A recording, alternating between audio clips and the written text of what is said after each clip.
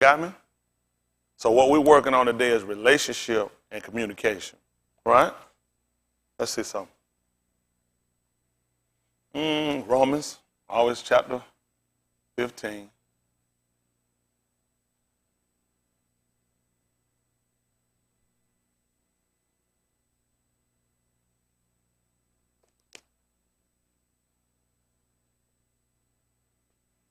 Your Ukanon, that they'll call John.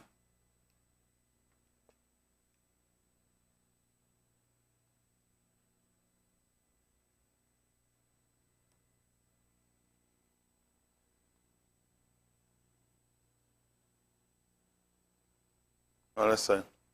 Romans chapter 15 and verse 4. And y'all give me the book of Ukanon, they'll call the book of St. John, chapter 6 and verse 44. Listen to the book.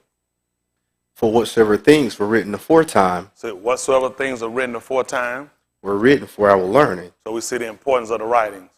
If we're going to learn anything, what we got to look at? Let's give me 2 Timothy 3 and 16. It's always important to see how valid statements are.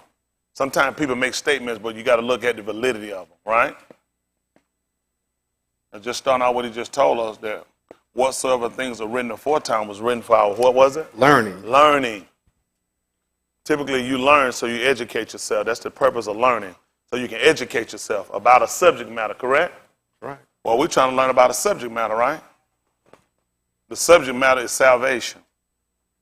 So what are we going to use to learn this? Learn about this subject matter. All right. Whatsoever things are written aforetime.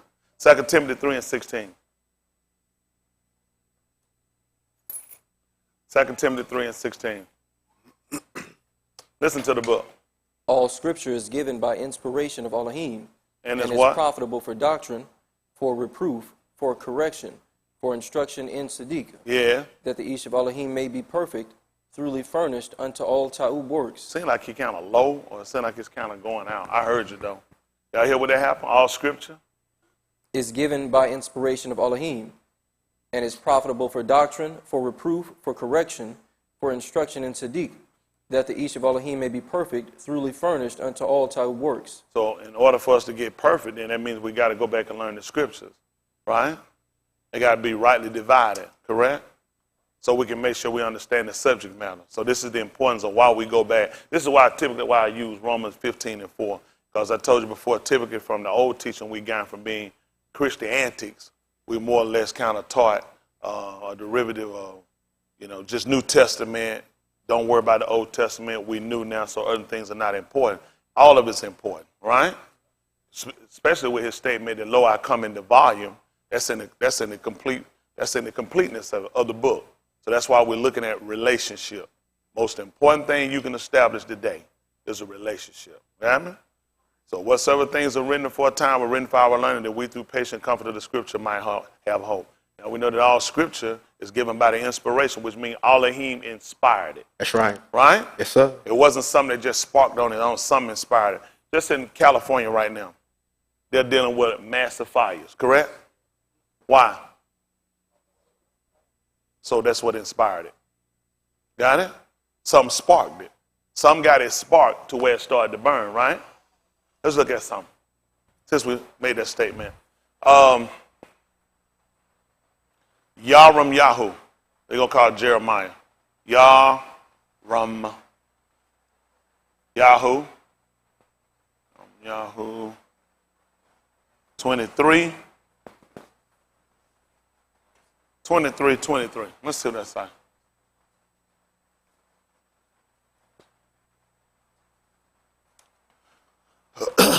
This is Yaram Yahu 23 and 23. Jeremiah, they'll call it. Look how that look. Listen to the book. Am I a Allahim at hand, saith Yahuwah, and not a Allahim afar off? What has happened? Can any hide himself in any secret places? So what reason? That I shall not see him. That's how we know when he called for Adam, he already knew where he was, didn't he? Right? That let us know things that we would have guessed about, we'd have never known. If he came and asked where was he, that would mean what? I don't know where you at. Right? But now he just told her, can any hide himself in secret places that I should not see him? Which means he already saw him. And we can further verify with the fact that when Yahushua came along and found the man hiding behind the tree, he said, before he called you, I seen you when you were sitting behind the tree, the fig tree. So all this statement give validity of his actions, right? So we educating ourselves on relationship. Listen. Saith Yahuwah. Saith Yahuwah. Do not I feel Shamayim and Arats? Listen. Saith Yahuwah. I have heard what the Nabaim said. They Nabah lies in my name. Yeah. Saying, I have dreamed. I have dreamed.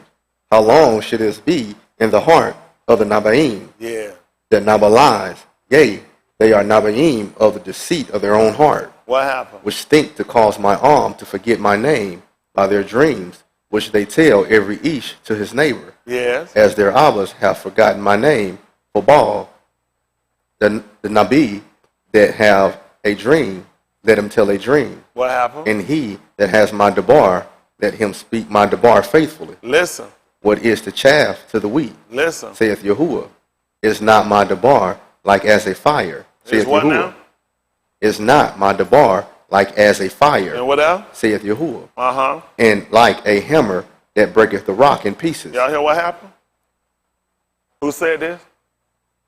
Saith Yahuwah. That's good. Let's look at something. Don't worry about it. I want you to hold me in Matayahu.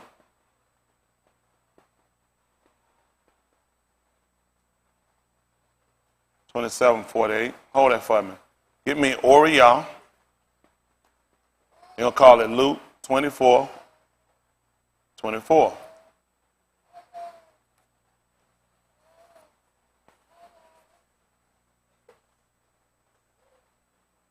I want Oriel first.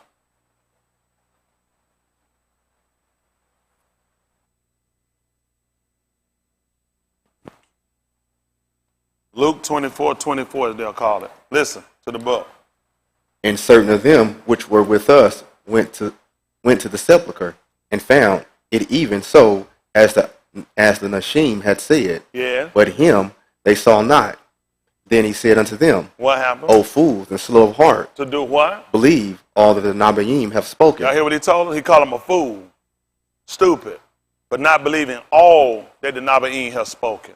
This is how important, because we just learned that whatsoever things are written aforetime are written for our what? For our learn. This is how we educate ourselves on the plan of salvation. So when you don't believe part of it, you're going to have a deficiency. There's going to be a lack. Sometimes people can go to the doctor and they can find that reason why they might have headaches or why they might have fainting or why they might have stomach cramp might be because you have a deficiency of certain minerals. So when you don't take all of the scriptures, you're going to have a deficiency in your salvation. You have chinks in your armor. That's why we got to look at all the scripture. We got to look at the validity of it, listen to what he told us, and then we see exactly how it comes into play. Now he said unto them, what did he tell them? O fool, and slow of heart, to believe all that the Nabaim have what's going spoken. to cause you to be slow? Sometimes when they talk about a person being retarded, it's because something keeping them back. Huh? Retarded people can be diagnosed. You can be diagnosed. A prognosis can come up and tell us exactly why you might be in a state where you're retarded, why your reaction level is so slow. Huh? Why your thinking capability are hampered. He told them they were slow of heart. What was keeping these people from being slow? They didn't believe. Not all the scripture. Ought not Mashiach to have suffered these things and to enter where? into his kabul. How was he going to get in? He said, by definition, the word ought means expected and obligated, which means he was obligated that he had to go through this. That was the only way he going to get in. There was no way to come down here and live, have absolutely nothing to happen to him. Go through and serve Yahuwah, and nothing at all comes to try to damper, hamper, or hinder him from salvation. He said, somewhere I'm going to get in. Why is it when stuff happens to you guys, the first thing y'all do is look at quitting? He called him a fool for not knowing that. That I was expected and obligated to suffer. That's the only way I'm going to get into my glory. So now you looking to be saved, are you really properly educated concerning the plan of salvation? He called him a fool for not knowing it. Because the average person does not think or doesn't think that they have to suffer anything to be saved. Every person don't. It doesn't make sense. Most of the time when something happens, the first thing you do, like the average person do, you faint, you quit, you question, you doubt, you disbelieve. you fall away. He said, you're a fool. You're a fool. You're a fool if you don't believe that. You're a fool. If you believe you're going to be saved, you ain't going to suffer, then you are a fool. Y'all got me? And beginning where, son? And beginning at Mushah And beginning at Mushah. and all the Nabaim, Tell them what happened, son. he expounded unto them In some of what? in all the scriptures. I said some. He said all, because all of it given back. All of it he inspired. He sparked all of it. He sparked all of it. We understand the California fire. Do y'all know how many acres are burning right now? How many thousands of people are fleeing? How many homes? They got thousands of buildings right now that are in danger of being destroyed because of one cart that it sparked that. We saying one Allahim sparked all his writings. One Allahim sparked all this to happen. Through one seed, he begot all of us. Huh? It wasn't multiple cars, one car. Sparked the evacuation of people in California and Oregon. It's crossing over in the other states. We look at what started in the gun, which is called the garden. We're looking at sparked all of this. And you're a fool if you don't believe it. You're not going to be saved. He said, if you don't believe that I am he, you're going to die in your sin. So if you don't believe that who he is, you're a sinner. Because you don't know the plan of salvation or something come in and hamper you or hinder you. You're a retard. Y'all got it? Do you understand we're a retard if we don't believe it? Why are you sitting around playing with something you don't believe? Why are you doing something you don't believe? If you don't believe it, don't do it. I believe it. This conversation wouldn't be to me. He said, wasn't I expected to go through all of this in order for me to enter my glory? So he started somewhere. Let's go back where everything sparked from. So beginning at Mushah. He expounded on me in there well? Unto them all the scriptures The things concerning himself. the volume of the book. Listen what else happened. You heard me, Matthew 27:48. Listen. And they drew nigh unto the village, Listen. whither they went, and he made as though he would have gone further. Is there any significance? This is no significance. There's no significance. Very. Yahoo 14.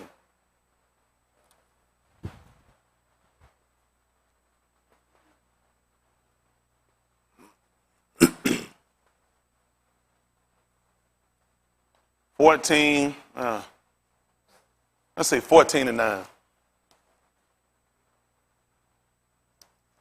Listen to the book. Why shouldest thou be as an ish astonished? Hold on, did y'all do something to do his mic? It's like it just changed up again, tell me. He said, why should thou be as a man, ish? Astonished. Astonished. What else happened? As a mighty ish that cannot save. Listen. Yet thou, O Yahuwah, art in the midst of us, and we are called by thy name. Now back up to verse 7. 7. I'll come down. I heard 8 already. Let me hear what 7 say. Listen. O Yahuwah, though our iniquities testify against us. Y'all hear that? Though what now? Though our iniquities testify against us. How did that happen? How did that happen? Unbelief. How did their iniquity testify against them? Matthew 27. They call Matthew. Matthew 27. Verse 22.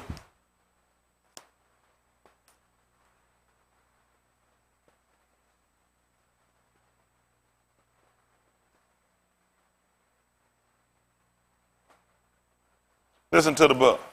Pilate saith unto them, what shall I do then with Yahusha, which Listen, is called what shall I Mashiach? do with Yahusha, who is called a Mashiach? Listen. They all say unto him, Do what? let him be crucified. You hear what they all said? Let him be crucified. Listen.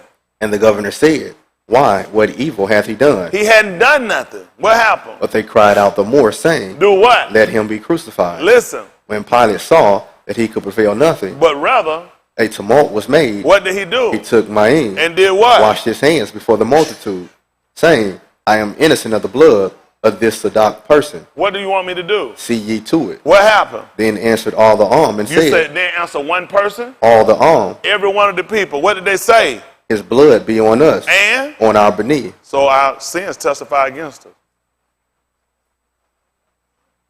Our sins testify against us. Their sins testified against them. Yeshayahu 58:1. Relationship, people. That's what we're working on, relationship.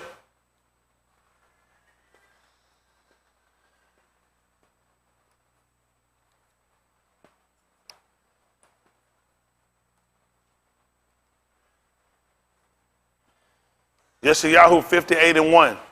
And we'll come back to Yarum Yahoo. Listen to the book.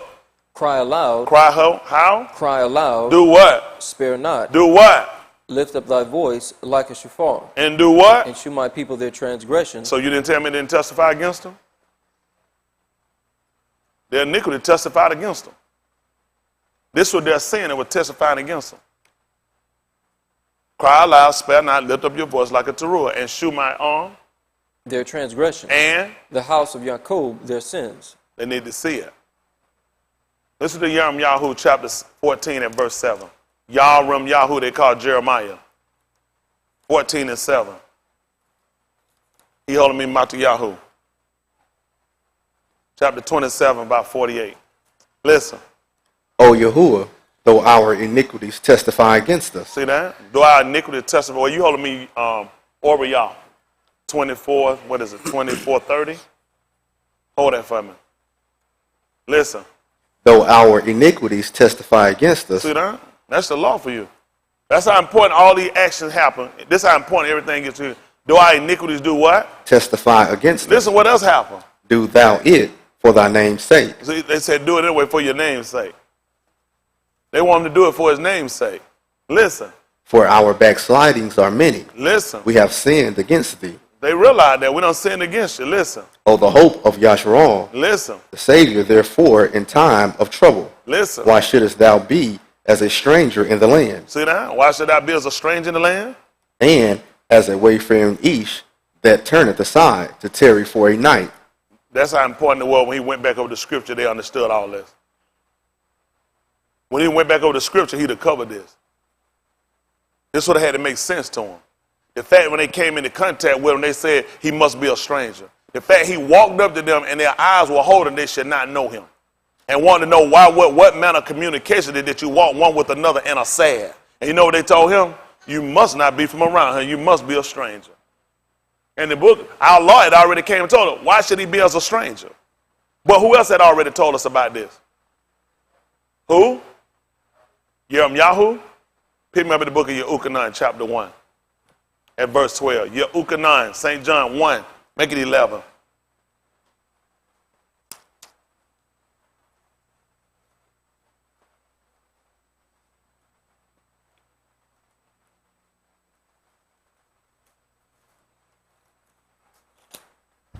Yehukanan, that they'll call John. Listen, if you can't get out the sin business, nothing else is important to you. That's right. That's right. Your whole believing of the book is for you to get out of sin. That's right. Listen. He came unto his own. He did what? He came unto his own. And what happened? And his own received him not. At 1 and 1. Listen.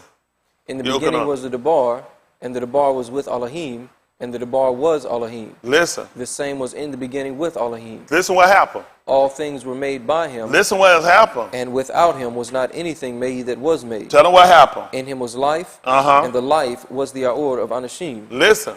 And the Aor shineth in the Chashak, Listen what happened. and the Chashak comprehendeth it not. Listen what happened. There was an Ish sent from Allahim, Yeah. whose name was Yehukanan. What would happen with him?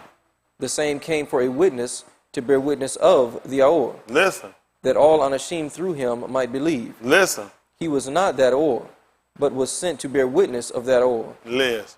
That was the Amat Aor, which lighteth every east that cometh into the Arats. Listen. He was in the Arats. And He was where? He was in the Arats. He was where? In the Arats. So he came up to him after he was crucified and tell him what happened. And the Arats was made by him. And what happened? And the Arats knew him not. Why should he be as a stranger? Why should he be as a stranger? Why should he be as a stranger? That passing through for the night. Because he came in, you know what he told him? Let it be light. Or. And then what? Why should he come in and he be a stranger? He did the same work as Abba did. You got to believe all of this or you're going to be saved. Listen. A lot of this, you feel like you know, but it's got to be put in perspective to a point. You got to understand, all of his writings have validity. All of his actions have a functioning power. You got it? It functioned to create something. Y'all got me? All of it. It functioned to create a behavior. Y'all got it? That's the only way you're going to be saved. You got to be taught. It's written in the Nabaim that they all have to be taught of him. That was the same purpose that you find in the guy when Adum came through and gave him his Ashar wife, Ka'ua, who they're going to call Eve. The same thing he would have did. He would have taught her. When the serpent asked her, Nakash, had Allahim said that you going to surely, that 3 and 1, Barashit. Let's see. They call Genesis. Let's see what he said. Barashit. 3 and 1. What's more important than you being saved? You know what the book said about knowledge? It puffeth up. It puffeth up. We found no action. You know, James the German withstood Mushal. That's right. Because of knowledge. You know what charity do? Love, and edify. We have a whole lot of knowledge. But I'd rather have understanding. That's right.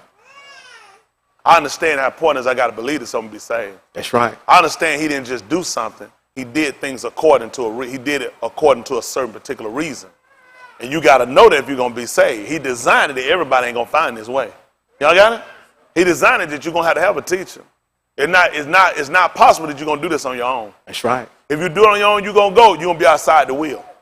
That's why he's made sure that we all had to be taught. So you'll know this is behavior. Let's see what happened. 3 and 1. Barashit.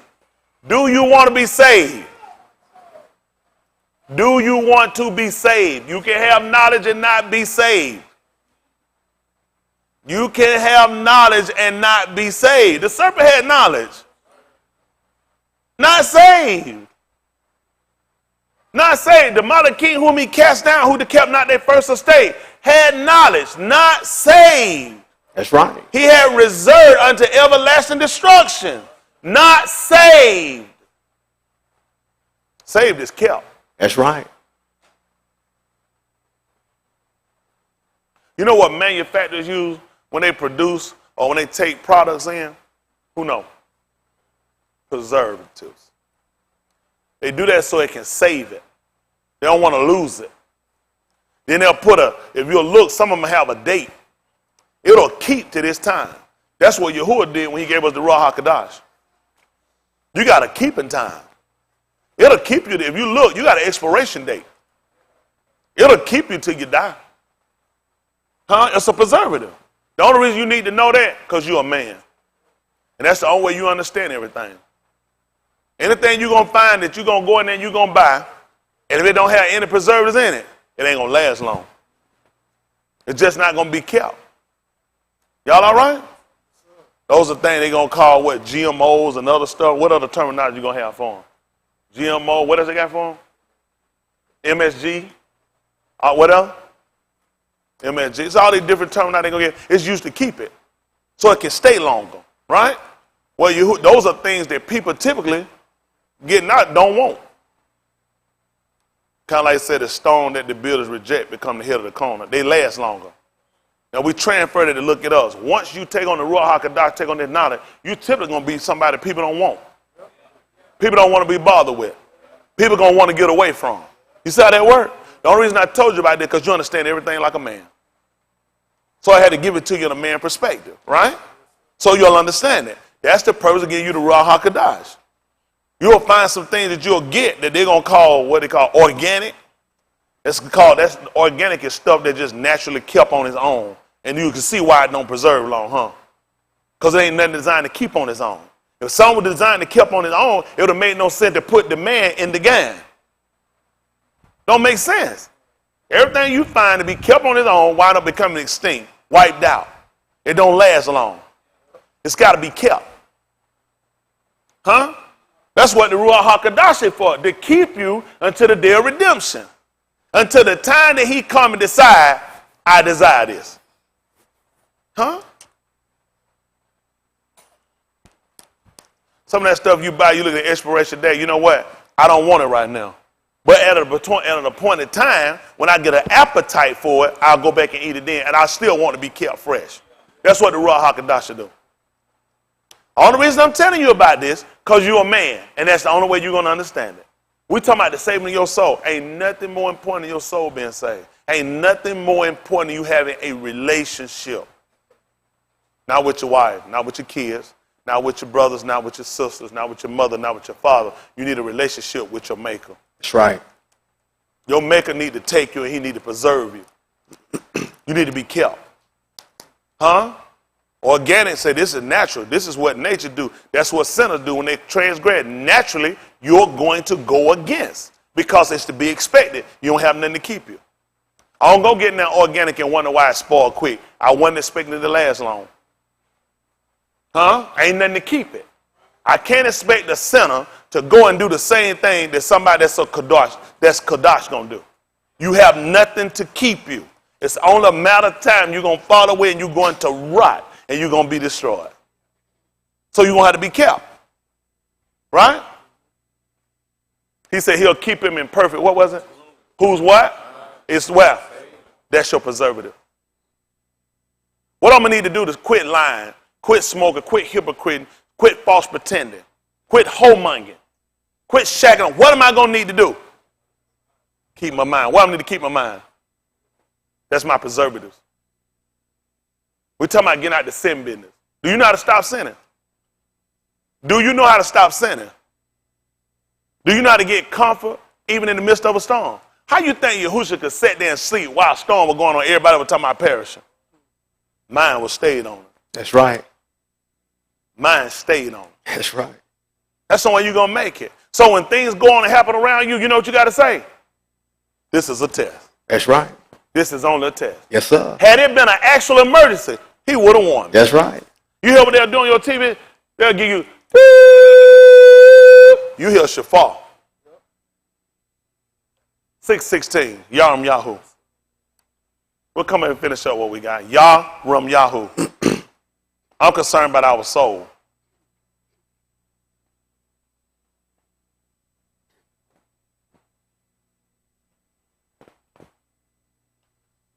Again, they'll call it Jeremiah, Yarum Yahoo. 6:16. Romans 10:1.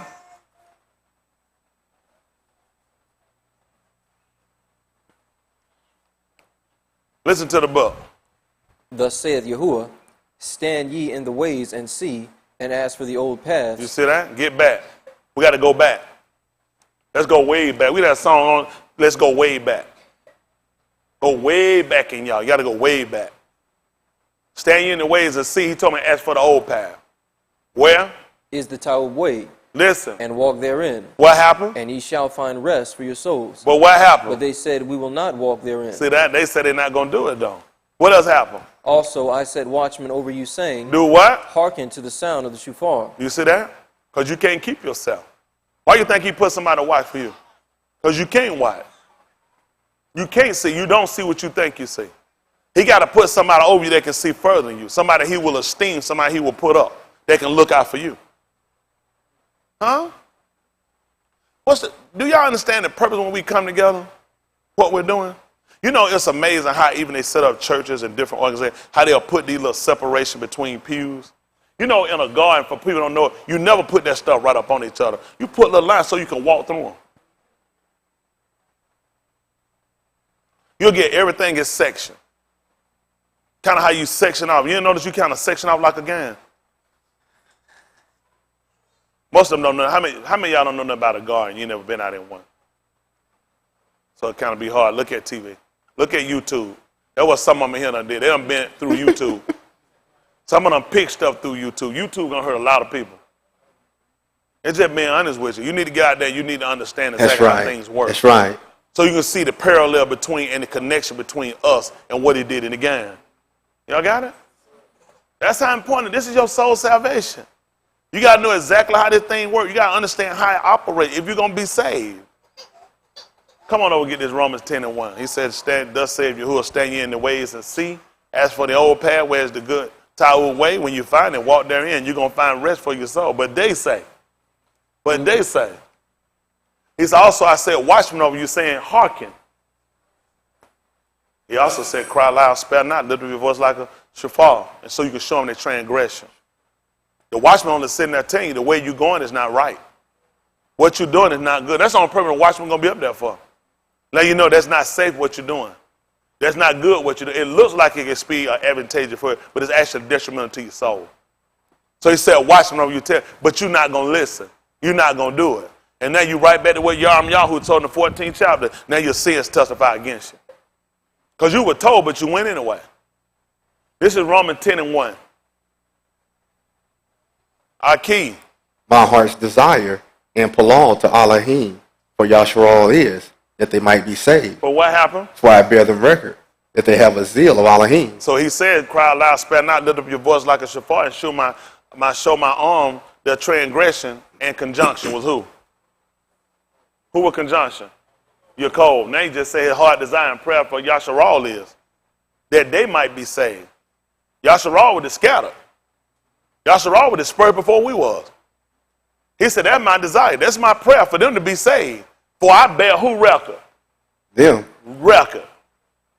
That they have a zeal of Allahim. But not according to the knowledge. Tell them why. For they, being ignorant of Allahim's Sadiq. And doing what? Going about to establish their own Sadiq. Did what? Have not submitted themselves unto the Sadiq of Allahim. Y'all hear that? They being ignorant of the righteousness of Allahim. Trying to go and set up their own righteousness. And then submit themselves to what he got to give them. A lot of us in that same detriment. Yehuda was supposed to learn from this. You didn't pay attention. We read this a lot. You didn't pay attention to who he was talking about. He talking about Yasharal. He talking about Yasharal.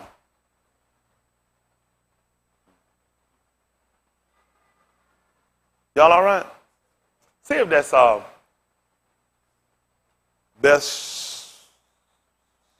Malachim 17:14. Let's say that's what I want. They're going to call it 2 Kings. I'm about to write 2 Kings too.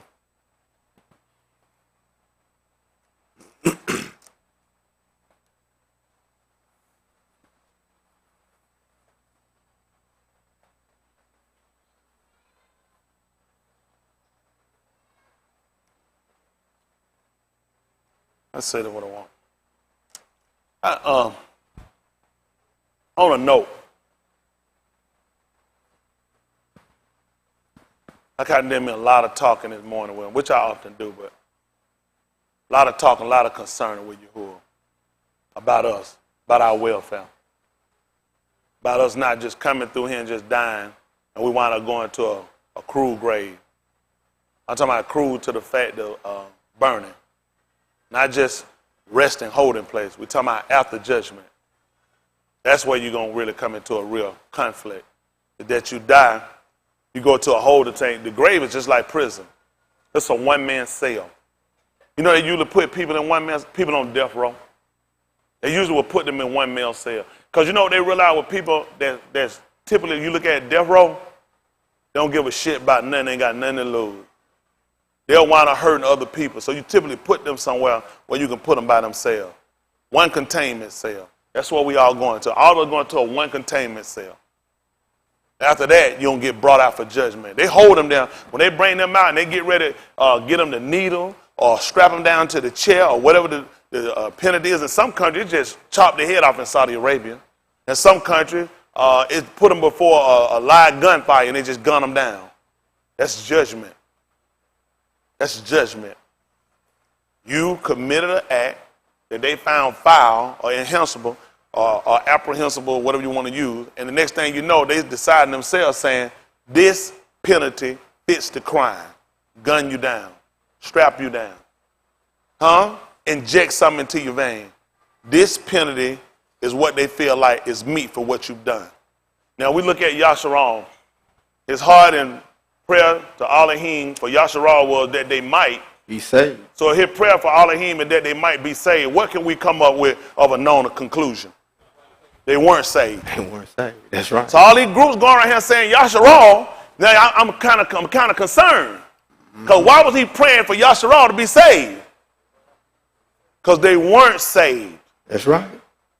They weren't saved. He's telling you why they weren't saved. Tell them why they weren't saved, Chris.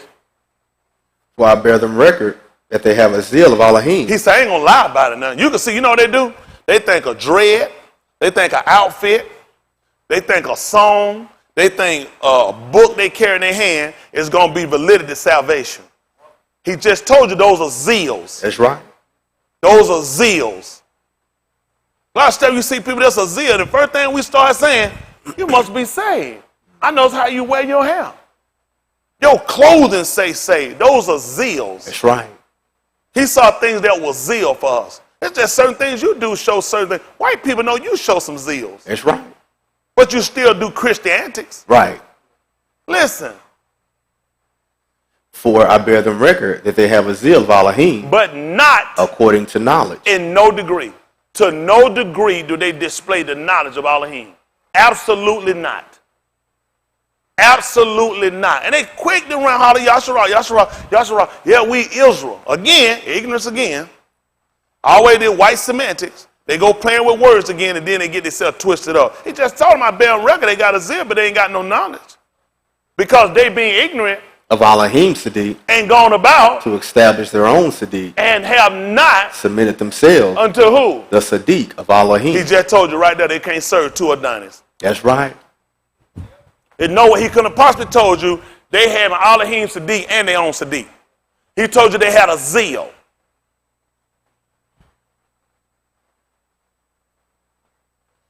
That affects us too. We display a lot of zeals. You know what he told us about the zeal of their house? Ate him up. Zeals can be dangerous. They can be real dangerous. Listen. For Mashiach is the end of the law of Sadiq to everyone that believeth. See that? You hear that?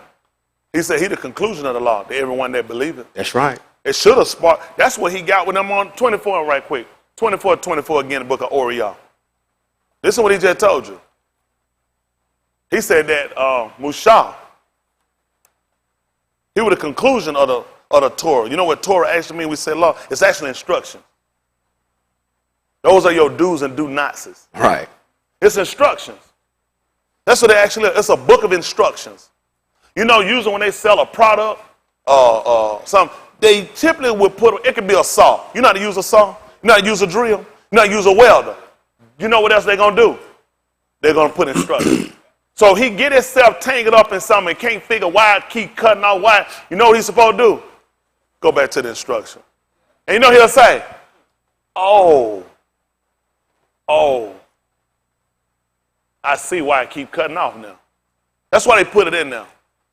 They don't put it up for those that know. Whether you know or not, it's just going to be good to put these instructions in there. Huh?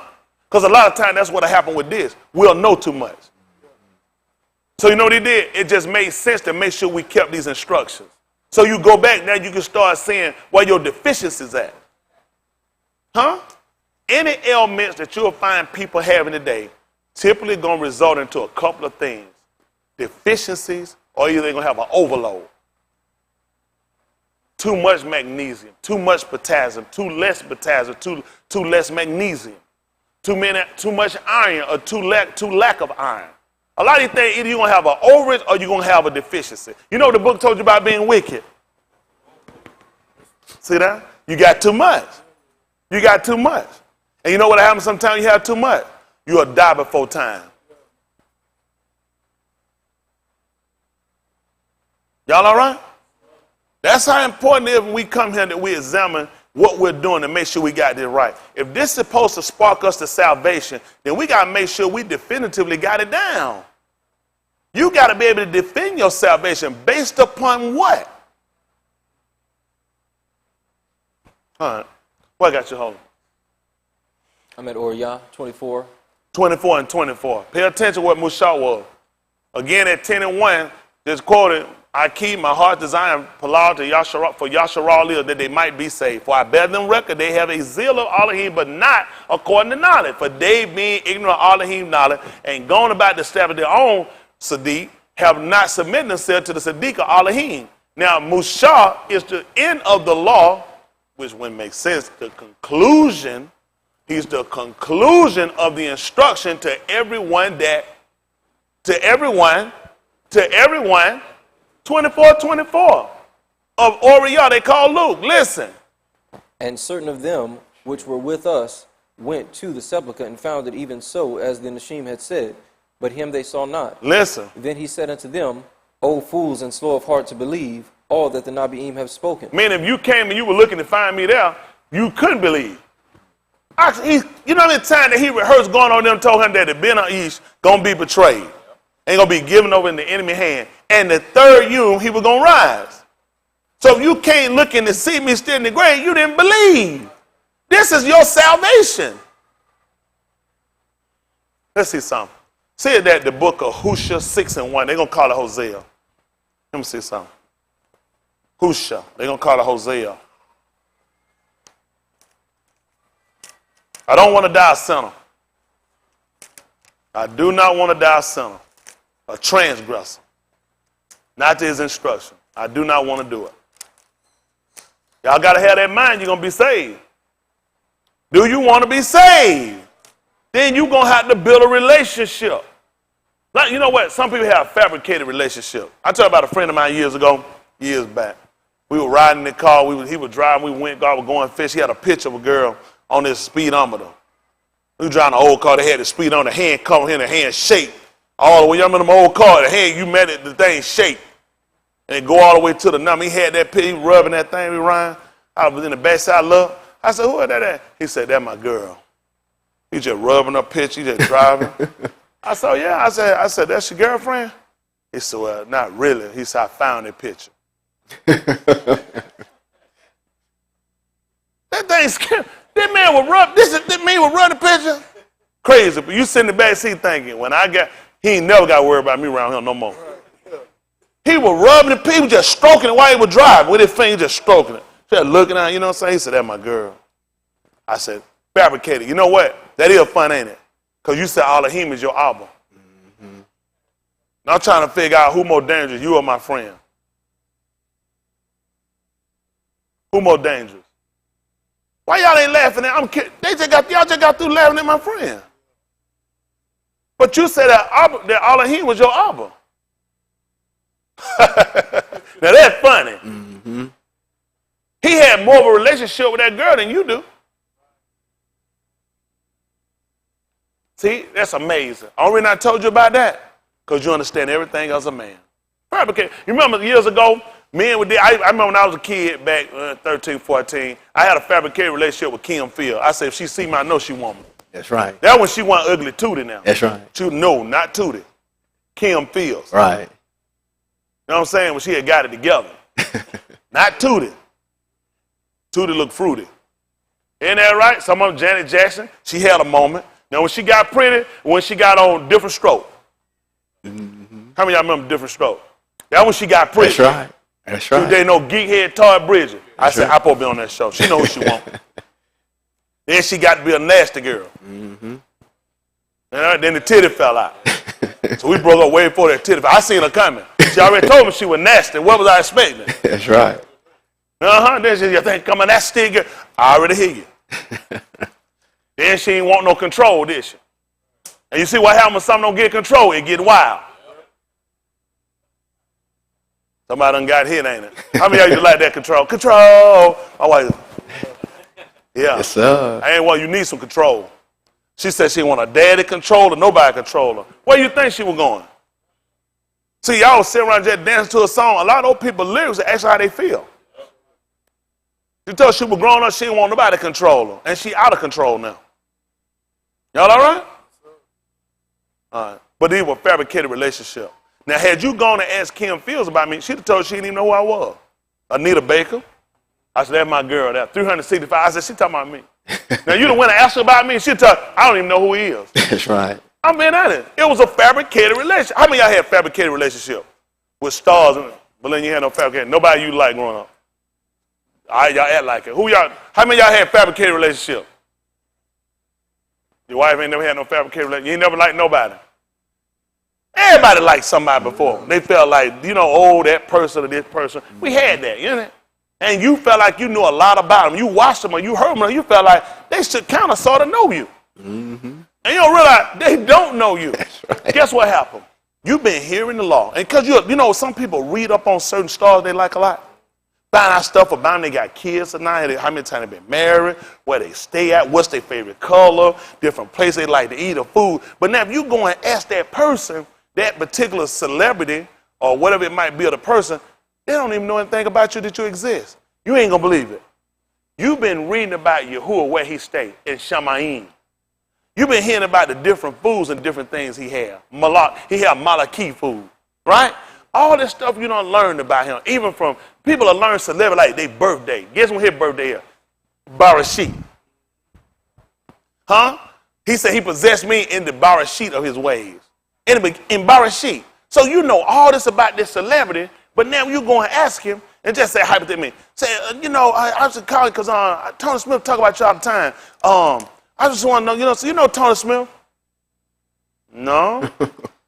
He said, yeah, because he know when you were born, he know a lot of stuff he know about your color, he know where you stay at everything. Wow. I don't know him. You don't even know him? I mean, he know a lot about you, though. Now, let's translate it to you. Because you've been taught a lot of stuff about him. Kind of almost like y'all done read his diary. He still don't know you. I got to tell it to him like that. This is the only way to understand as a man.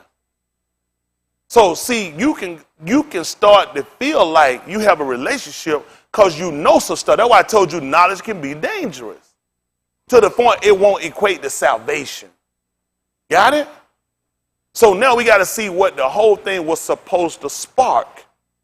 Got it? It was supposed to create something. It was supposed to cause something to happen. A chain of events. The fact that he could take one man and one woman out of a house, send them to an uninhabited land by them, uninhabited for them, first time inhabited by them, and then spark to create all this. It was supposed to happen. And you need to know about it. Huh?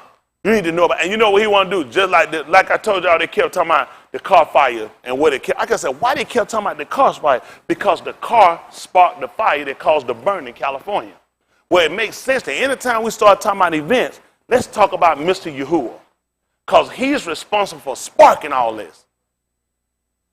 And you can't leave him out the equation. Just like we talked about in the 3rd chapter of the book of Abarim last night about this man, Mushah, and how he was counted of honor, but Yahushua was counted of more honor. For as much as, Aki, for as much as, let's see what happened. 3 and 1 right quick, Abarim. I don't know how y'all forgot this already. Do you remember the Boston? Let's see what it say there. Abarim, they call Hebrews. Let's see what it say. Now, let's see what it say now. This is Abarim, they call Hebrews. 3 and 1. Do y'all really want to be saved? How you going to be saved if you don't have this information? How you going to be saved if you don't believe? You cannot be saved. Let's see what happens. This is 3 and 1. Other way, give me the 5th chapter of the book of Yehukanan. 5 and 39. Let's see what he said. I want to hear what he said. This is 3 and 1 Abarim. Listen to the book. Wherefore, Kodesh Aki, partakers of the Shamayim calling, consider the apostle. Why would he tell you partakers? Say what?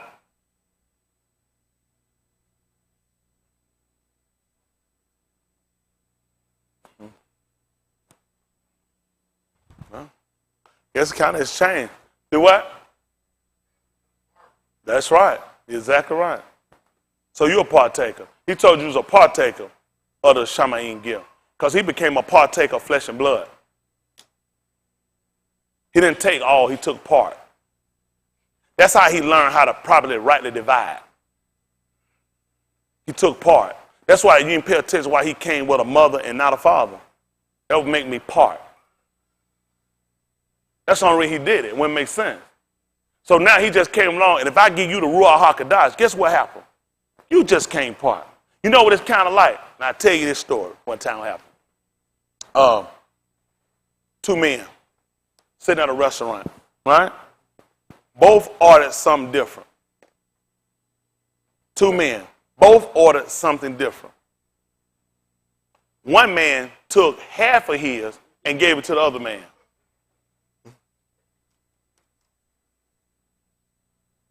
When the other man who took the half of the man's food came out, the other man wanted him to give him half of his, which would make both of them partakers of the same. And the only reason I told you about this, because you're a man. And the only way you were going to understand it was as a man. So it made sense when he came down to take part of what you were in and make sure to give you a part of what he had. That will make both of you partakers. Only way it makes sense, right? Only way it makes sense. Only way he could let an event like that happen so many years ago and come back up today. He sparked it. Huh? So they now were both partakers of the same. Because the one man that gave his first hand got a part of the other man's, a part would have been left out. Make sense? Him coming down and being a partaker of what I got and not giving me what he got, you're going to leave me incomplete. Right? So you're going to need to give me part of what you got since you got part of what I got. Right? You got part of flesh. I want some ruach. Huh? He took on ours first. When he came, we did just like the fat man did the vow when he got there. Let him know we're going to need to get part of that. It only makes sense, didn't it? He done came down here and done put on part of what we got. And you tell me it wasn't fair for him to give us part of what he had. Now you come up there, he told her, now the two shall be one.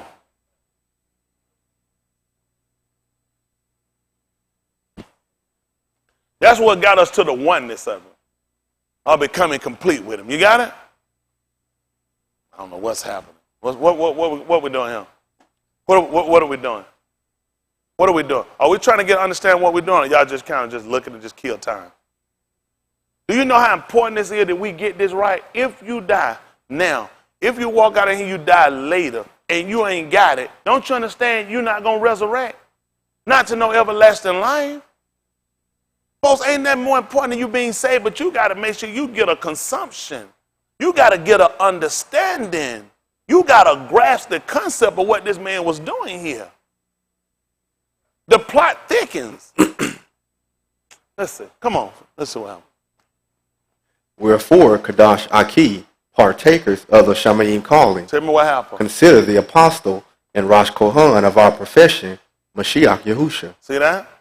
Only going to make sense.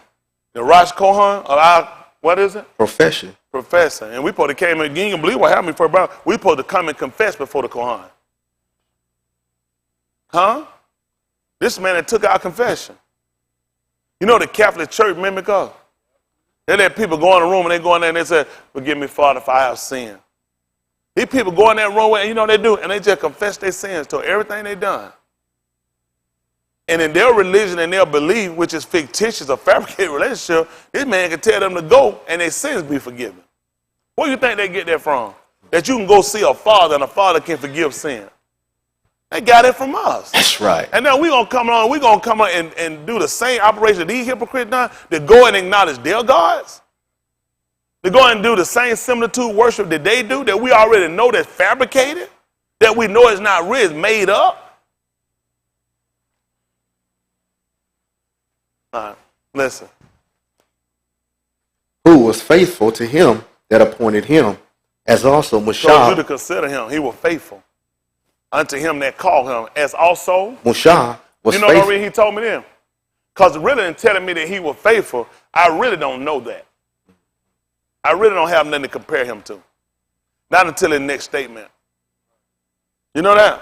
I really don't have nothing to compare him to. If I say, well, faithful, I'll have, compare it to who? Who am I comparing to him? Who am I going to compare him to there? Y'all got anybody? Any name we can compare him to? Anybody have names? Who? Mushalas and Shamayim? These are two different houses. Who am I going to compare him to? Who am I going to compare him to?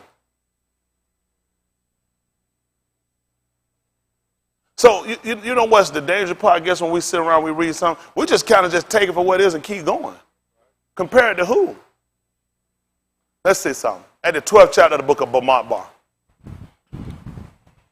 They're going to call it Numbers.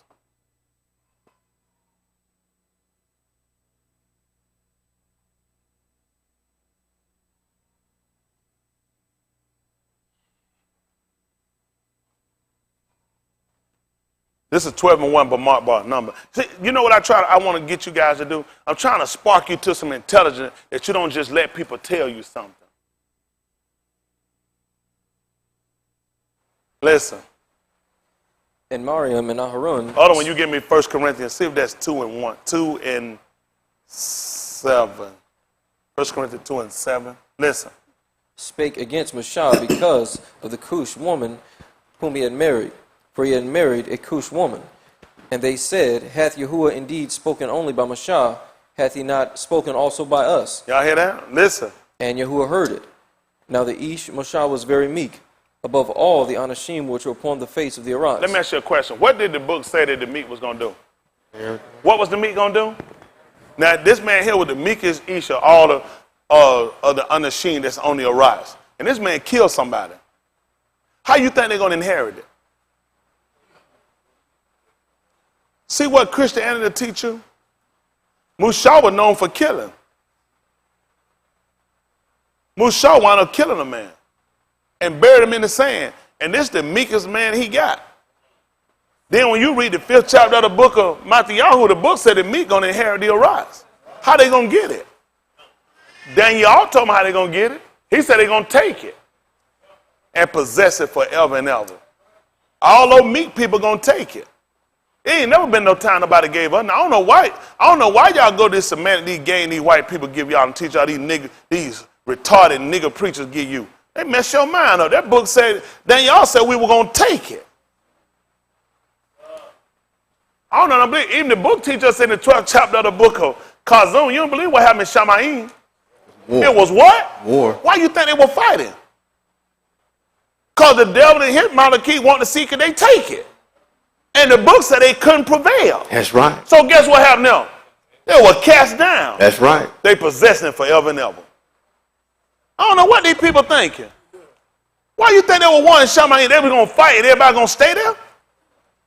That ain't working. They felt like they could take it. And you know how they is because they black. I don't believe you. I don't believe you.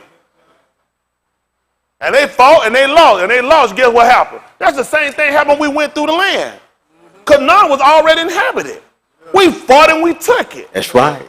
And we were meek. This is what the book said about Mashah. But you know, they don't talk about stuff like this. Listen. And Yahuwah spake suddenly unto Mashah and unto Harun and unto Mariam. Listen what he said. Come out ye three unto the tabernacle of the congregation. Yeah. And they three came out. What happened? And Yahuwah came down in the pillar of the cloud and stood in the door of the tabernacle. Yeah. And called Aharon and Mariam, and they both came forth. And he said, Hear now, my Dabarim, Yeah. if there be and I be among you, I, Yahuwah, will make myself known unto him in a vision, and will speak unto him in a dream. What happened? My servant Mashah is not so. You hear this? My who? My servant Mashah is not so. What about him? Who is faithful in all mine house. You hear that? See, that's how I can compare him. See, I'm going to use him simply because now I have something that I can use. Got it? Mashah was counted for being faithful over his house. He said, this is the most faithful I have that's keeping this place. Now, when I start to compare him, since you don't know anybody else up here, or they real working, it don't make sense to tell you about nobody else up here. Let me tell you about somebody you know. And I gave credibility to him. I'm telling you that he's faithful over this house. I'm telling you he's a just Shah ruler. Huh? Now I can compare him. Let's see something. 1 Corinthians chapter 2 and verse 7. I know they don't catch it though. See, I guess this is how I think now. Christianity taught me, don't question, don't think, don't worry about, just believe, right, to receive, and to achieve. I ain't got time for no rhyming. That's right. That's right. That's right. I'm not looking for no rhymes. I'm trying to get understanding. Yeah. I'm trying to look at when I definitively make a statement, I understand it. Y'all got me? They just told me this man was faithful. Let's see what happened. In 1 Corinthians chapter 2 at verse 7. Let's see why I use this. Listen. But we speak the wisdom of Allahim in a mystery. In a mystery, which is actually not a mystery. Mystery is the Nancy Drew, Hardy Boys, and all this other stuff they got. Jacques Cousteau, all of them mystery. This is actually a hidden truth. Yes, sir. He said we speak it in a hidden truth. Meaning we say things that people don't know. Listen.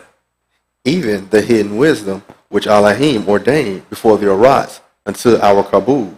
I wonder if it kind of like he was in the Arats. And what was again the Arats did? Probably because he hid him. So now you understand when you were reading your Ukanon, they say he was in the Arats. The Arats were made by him and the Arats knew him not. Well, he just told me right here, he ordained that. He ordained that from Bereshit that they didn't know. So now when we speak certain things, I don't expect everybody to know what I'm saying because it's a hidden truth. But they'll tell you mystery. Usually mysteries got murders and stuff. Sex and involving sex and romance and all this other stuff they give you. That's why most people go. That's why they use words like get you thrown out. Speaking of mystery, I got this movie I want to watch when I get home. You're already in one. It's called Dumbass. Starting you. Your role is to be stupid. You ain't got to study for it. You're a natural. That's right. Listen to the book. No rehearsing. Unscripted. Listen.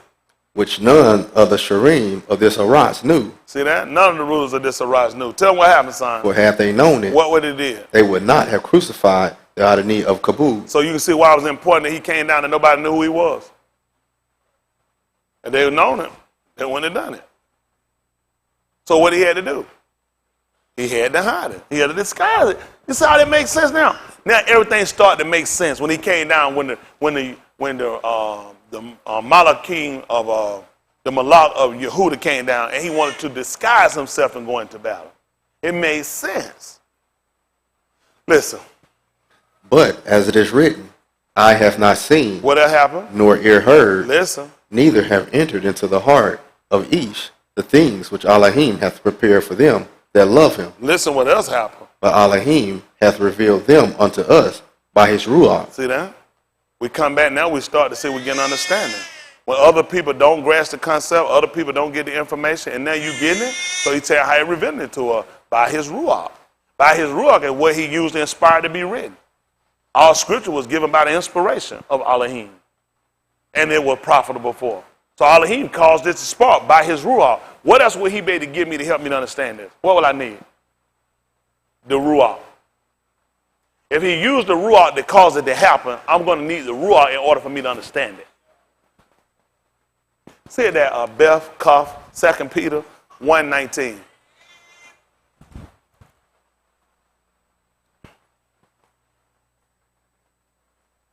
Second Peter, as they'll call it.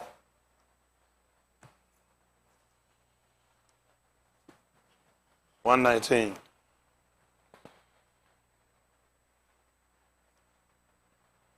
Listen to the book. We have also a more sure debar of Nabuah, whereunto ye do well that ye take heed, as unto an ore that shineth in a dark place. So let me ask you a question. The fact that he would tell me that I would take heed to it as unto a light that shines in a dark place, where I seen this at before? Bereshit. When he came into the rocks, it was dark. And light shine, and they didn't understand it. What other sense would this make to me? That I would take heed, that I would pay attention, that I would grasp it when it came. What other sense would it make sense? Because he came, and they rejected him. And other people wind up getting in. So I would do well that I paid attention when it comes. The second chapter of the book of Hardened told me, therefore we ought to give to the things, lest at any time, we've seen this in Bereshit. He's just talking, telling me all this stuff I need to do. I need to do this. We need to do this. We need to do this. And as soon as you get in the situation, guess what happens? You let it slip. You let it slip. Y'all all right? Listen to the book. Until the Yom dawn and the Shamash arise in your hearts, knowing this first, that no that no Nabuah of the scriptures of any private interpretation. Listen what happened. For the Nabuah came not in old time by the will of Ish, But Kudash Anashim of Allahim spake as they were moved by the Ruach HaKodesh. So if the ruach HaKodesh moved them to speak, I'm going to need the ruach HaKodesh to help me understand it. I got to have the ruach HaKodesh to come and intercede to help me understand it. Huh? That makes sense?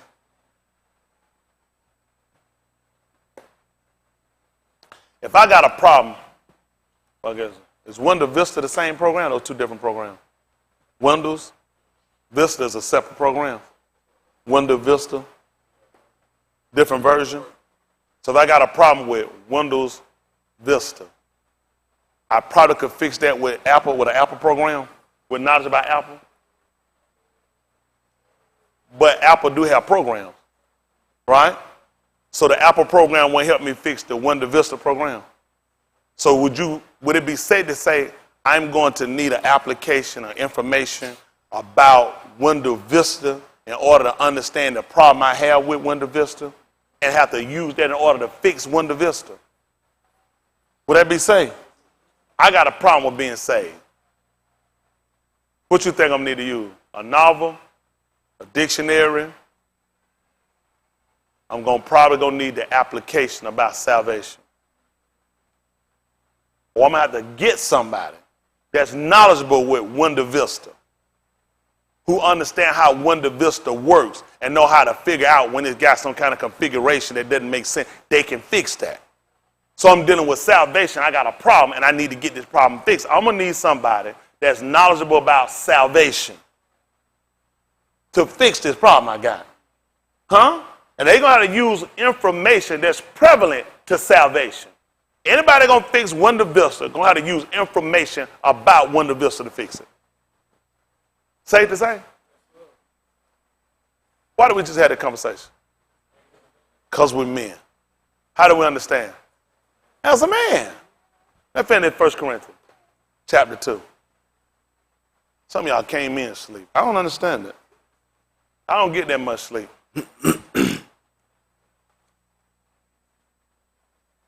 I appreciate the little time I get. Because what I don't want to do, I don't want to sleep too long. I sleep too long and wake up, I'm sitting in judgment, I missed something. I didn't get something. I didn't believe something. I doubted something. I misunderstood something. And it's something that can help in my salvation. I got to get it right. I got to get it right on this side. Ain't nothing more important than me getting it right before I go to Kubal, that one-man cell. That's serious they put you in that one-man cell. Mm-hmm. You know what a man do in that one-man? He do a lot of thinking, a lot of pondering. You'll be sitting there and you'll just be waiting. You'll get up and you'll be in the judgment. And you'll give an account for the deeds done in your body. That was the purpose of putting the man there. Putting the man and let him be over the Adam. Put him over the flock, over the congregation. You think Adam was under the congregation? He was over the congregation. The great congregation. He was over. You got to be able to do it. Listen to the book. 1 Corinthians chapter 2, verse 9, verse 10. Verse 10, 2 and 10. Listen. But Allahim hath revealed them unto us by his ruach. For the ruach searches all things. Yea. The deep things of Allahim. Listen. For what Ish knoweth the things of the Ish. See that? That's what he told us. So he had to figure that when he was searching us out. He's searching these things out. He already know when he talked to us, he's got to talk to us on our level. It's always been a communication problem, him and us. You know that? He tried that talking with us. You know what we said? Let Musha talk with us. We understand better when a man talk to us. We didn't feel like, you ain't going to believe what we didn't feel like. He ain't have no skin in the game. That's right. He ain't have no skin in the game. It's hard when nobody ain't got no skin in the game start talking about stuff. Huh? You ask a wounded soldier about them listening to somebody ain't been in combat trying to tell them about combat. You know what I'm telling? Man, shut your mouth. Shut your mouth. Trying to tell me about you ever been? No. So we kind of looked at that when Yahuwah trying to talk with us about some of these problems. Let's deal with it as a man. You ain't got no skin in the game. So you ain't gonna believe what he did. He had to take on flesh and blood. That's right. Now we'll hear you. You got to suffer something. You just can't come through and just tell you a soldier. You got to show us you done been in war. That's right. I mean, I don't know. Listen, why do you think he's telling you this? Because he said this is how men think. We don't want to hear from nobody ain't done nothing. Shut your mouth. I don't hear about no fake gang stories. Shut up. That's right. He had to put some skin in the game. Listen. For what each knoweth the things of each, save the ruach of each which is in him. He said that's the only thing you don't know. So you don't understand that. What happened? Even so, the things of Allahim knoweth no each, So but look the at that. ruach of Allahim. You hear that? The things of Allahim, he said a regular man don't know it. A regular man don't know it. So he got to give you something. That's so you can see the importance of now why he would come along and tell you how it's written in the Bible or the Nabaim that they all had to be taught of him. Who would you think he'll be teaching? Us. Why would he be teaching us, Anthony? Because we don't know. You see that? This statement goes along with your law. Your instruction. It's written in the Nabaim that they all have to be taught of it. You don't teach people that already know. You teach people that don't know. You stir up the minds of people that know. That's right. Go and stir some sweet Kool-Aid with no sugar. All you're going to be doing is stir up the same stuff. Just because you turn Kool-Aid, it don't get sweet. You got to put a sweetener in it. Mm-hmm. Then you know what had to happen? Agitate. Right. Same thing for us to be saved. When he put the ruach in you, get what happened at that point? Agitate. Agitate. You got to agitate it. Why you think you grew up with tea and Kool-Aid, all this? So you understand. That's right. It doesn't sweeten by itself, does it? Because you turn it. Because you put it in refrigerator and cool it. You got to add something. Just like man. Man don't save himself.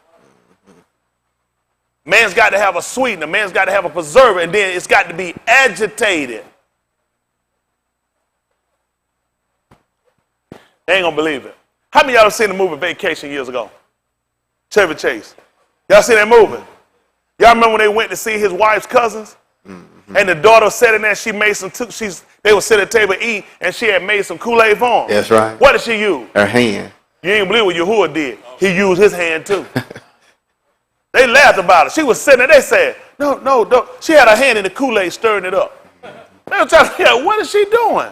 That's what Yahuwah did. He used his hand to stir us up. Can you imagine that? Using your hand to stir it up. Who else would do that? Who else could think of using their arm to do that?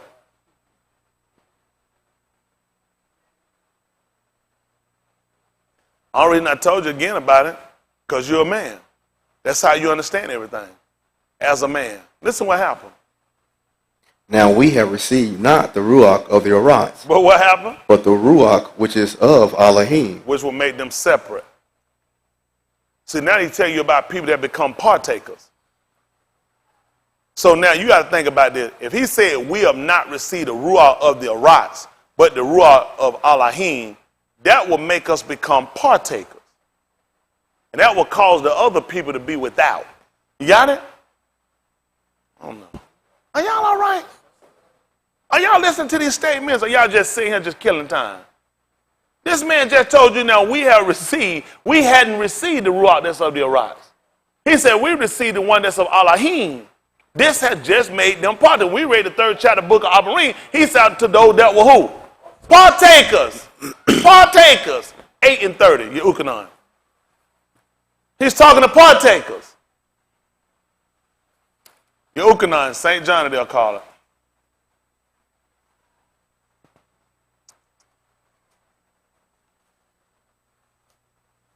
Why y'all ain't with me? What's wrong with y'all? Your soul on the line. You one car wreck, one heart attack, one aneurysm away. A guy I know, I just found yesterday his wife died. Said she had cooked him a meal, everything, did. And she was taking care of him. He was real, so I was looking for him to have been dead.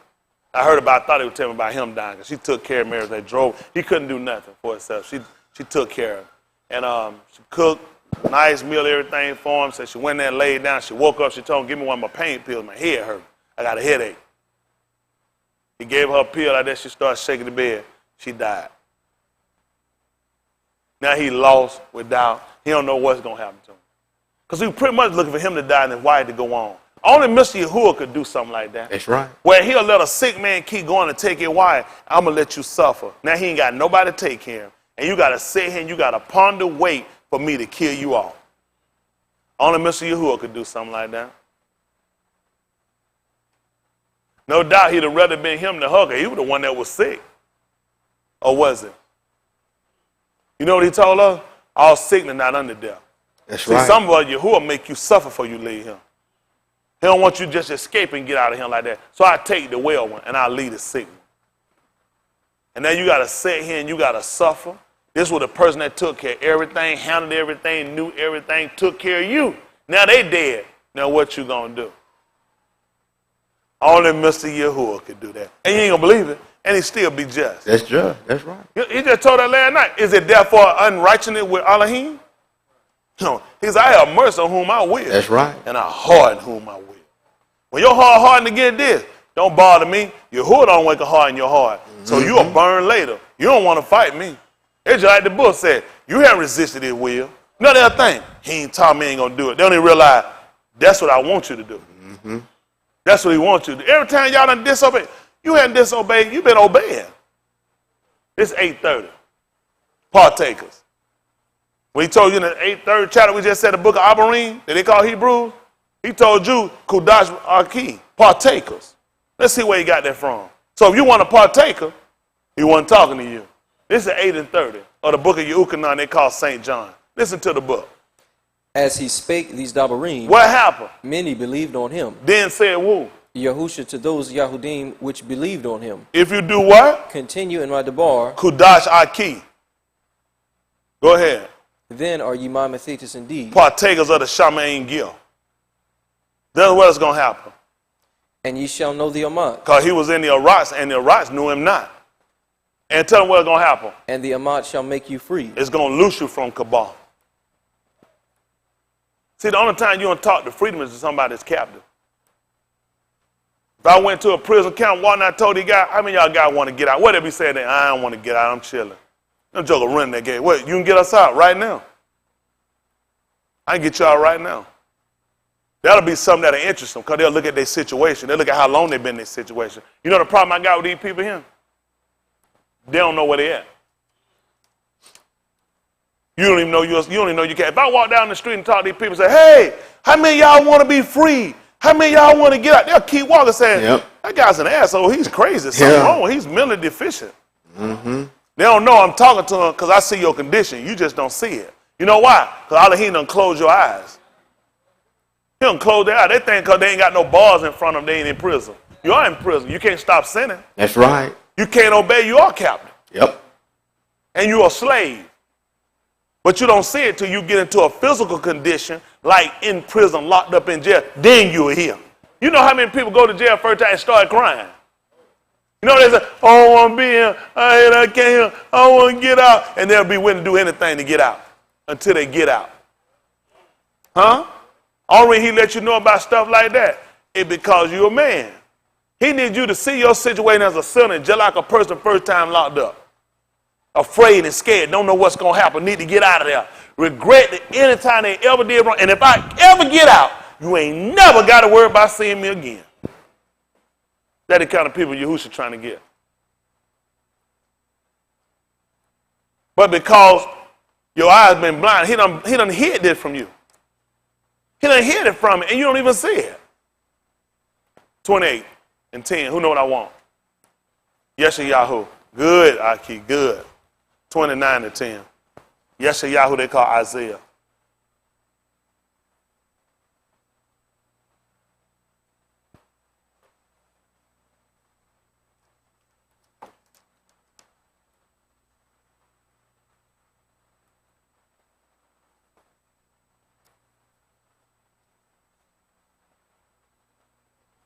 (29 and 10).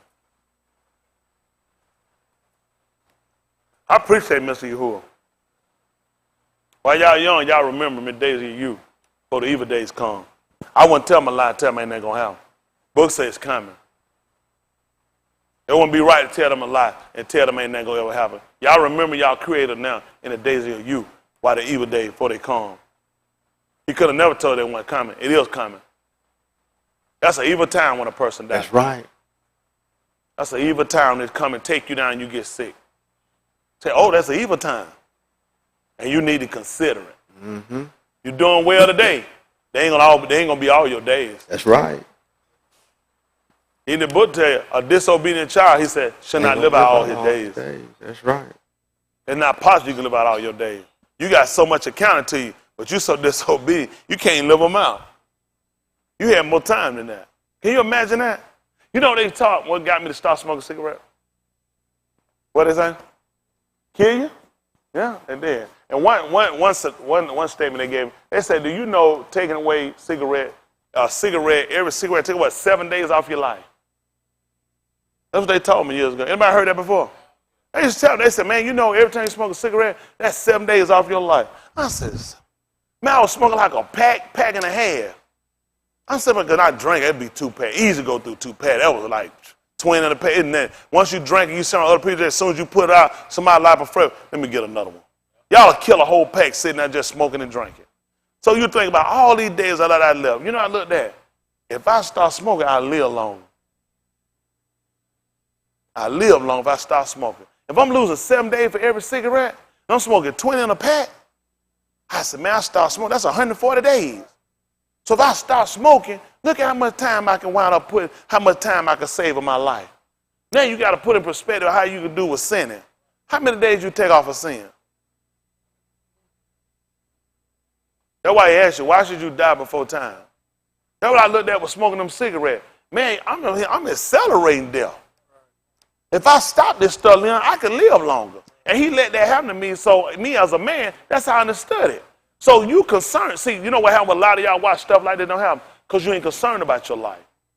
See, the stuff I'm talking about only concern people that are concerned about their life. You concerned about your wife, concerned about your husband, you concerned about your kids, you concerned about your mother, your father, you concerned about your car, your house, you concerned about your sorry ass, but you ain't concerned about your life. The type of people that Mr. Yahuwah kind of affects the most are people that are concerned about their life.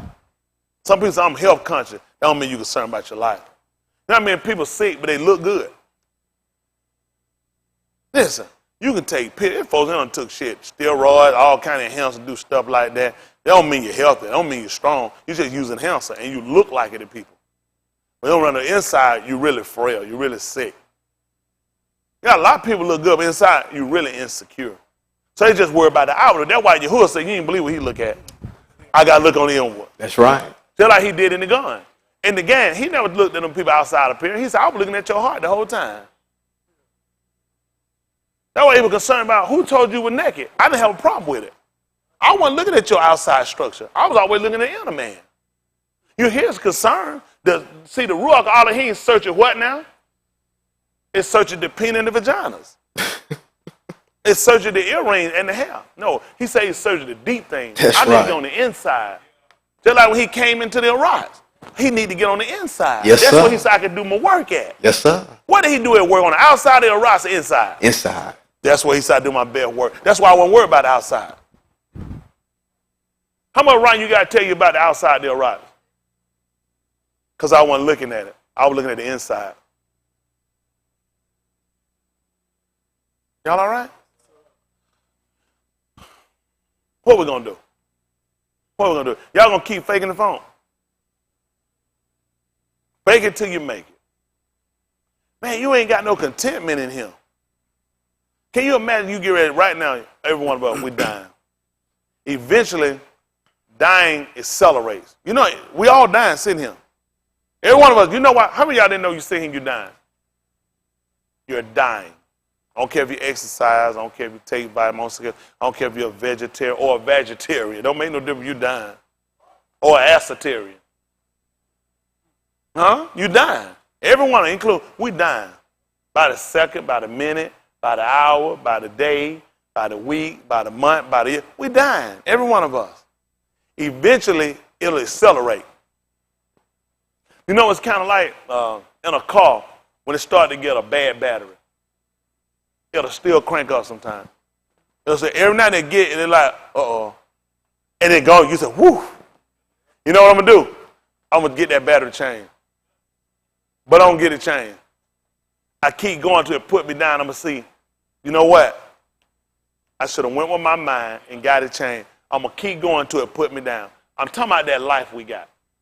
That life you got, it keep getting you in a situation where you realize it'll put you down. All you're going to do is keep playing around enough with it till you don't get in a situation where, guess what? It won't start.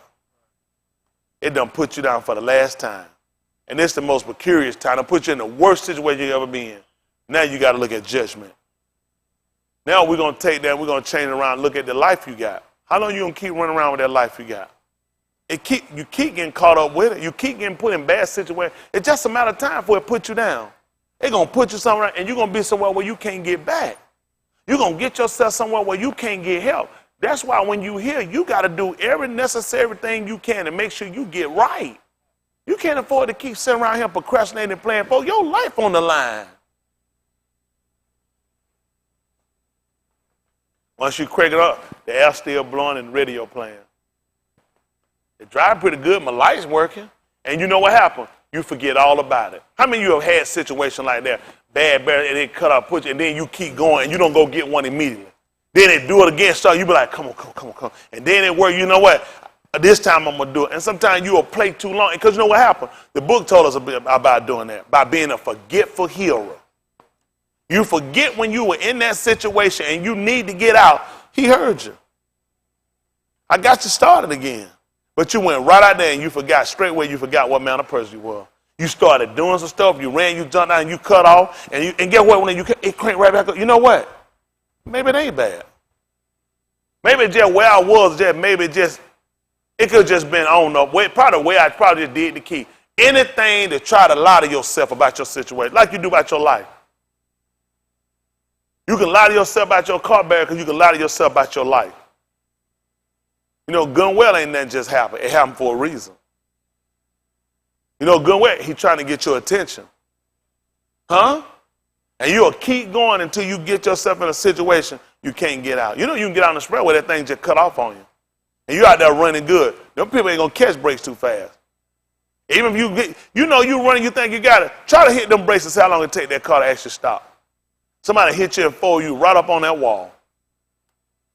This is what we're talking about your life. You're going to sit out here, not only you're a detriment to yourself, you're a detriment to other people. You're sitting out here on a fast-running track, and you're in other people's way.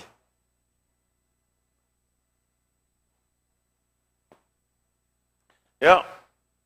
Y'all just keep going. After the day, you've been in the worst situation you ever been in. Y'all been one real good today. Take my time, make sure you got it. Y'all keep playing with these same people y'all playing with. You got to start making reservations for yourself. Everybody here got their own mind. Watch it. These people got their own mind. You know what you hear, you know what you got. You know what kind of life you got. You know that you are synonymous with that battery. Your life done put you down. How many times? How many times you been in a bad situation and Mr. Yahuwah had been gracious to you to get you started again, and you done messed that up. If I was you, I'd change my ways. I'm sorry, change your battery. I didn't mean to confuse y'all with your ways over your battery. Let's stay with battery because you love that damn car. You're a fighter, you'll stay with that car, but you won't stay with everlasting life. You won't stay with the plan of salvation. You'll hold them right there and make sure nothing don't happen to it. People that sit on the side, their car break down the expressway, they'll sit right there in their car. I've seen people sit up against the wall and stay in their car. So you know somebody come down that street and hit you, they're going to kill you and tap that car. People wait on the side of the street with that car. Maybe your life need to be a car. People put money behind a car, ain't worth a shit. Mm-hmm. You took it to the crusher, they'll charge you. Yep. And people will keep it. Yep. And keep patching it. But you got a soul that you won't invest nothing in. That's scary. That's scary.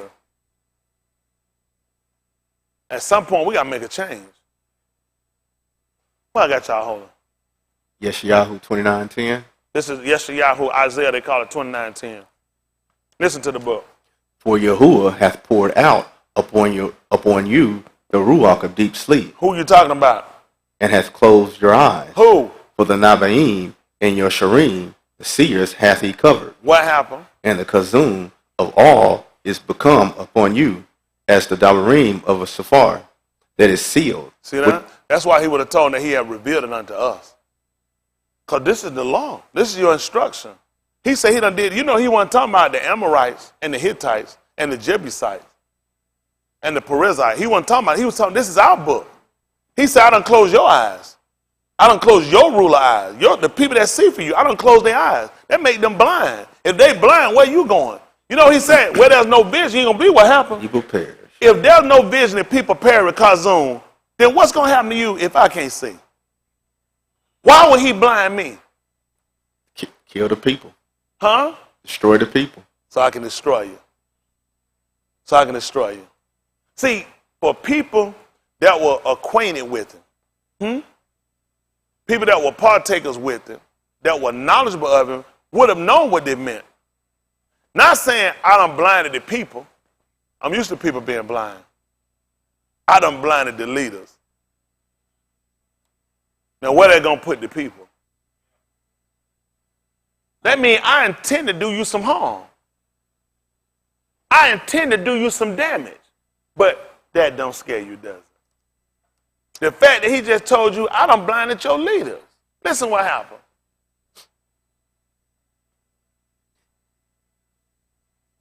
The seers hath he covered, Yeah. and the Kazum of all has become unto you as the Dabarim of a Safar that is sealed. Which men did what? Which Anashim delivered to one that is learned, saying, Read this, I palal thee. And he saith, I cannot, for it is sealed. See that? He done closed it up. What else happened? And the Safar is delivered to him that is not learned, saying, Read this, I palal thee. And he saith, I am not learned. See that? Because you'll just try to get you somebody else. I ain't worried about that. If my pastor can't see, I should go find me somebody. He covered himself on every end. If you go get you somebody, when they get it, you're going to find they didn't do you no good because they just not taught. They're just not instructed, so they're not going to be able to help you. And when you go to your instructor, I done closed their eyes. I done blinded them. I covered them, and they're not telling you what's going to happen. Which means I intend to put you in a situation that you can't get out of. That's how important it is for us to listen, adhere to what we're getting, and see the validity of it, and make sure we line our lives up. This is a lot more serious than what y'all guys have played with. See, for them, they'd have looked at this. They would have considered this. I had called that Beth Malachim 17:14. Get that, 2 King they call it, 17:14. Let me get this out of my way.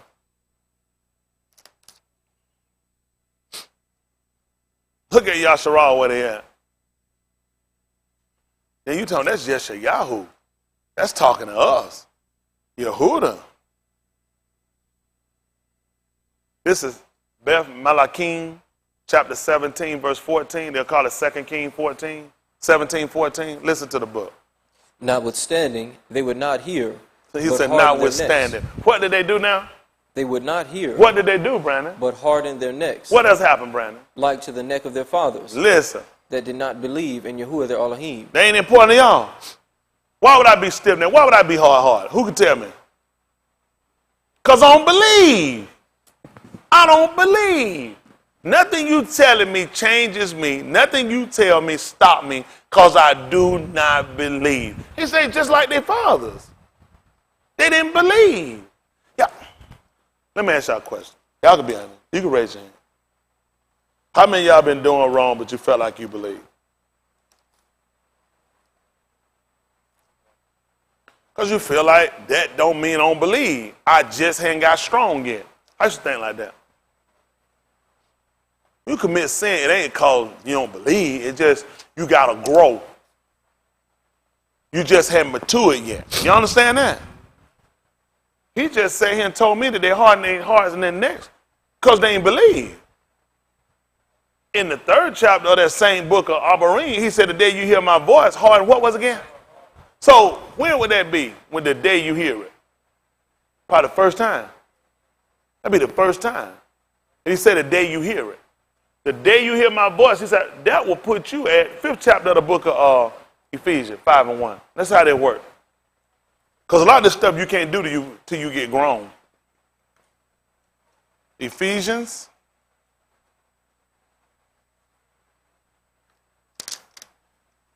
5:1.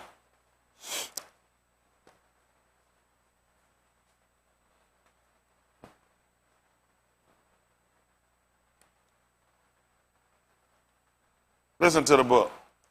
Be ye therefore followers of Allahim, As what was again? Grown who?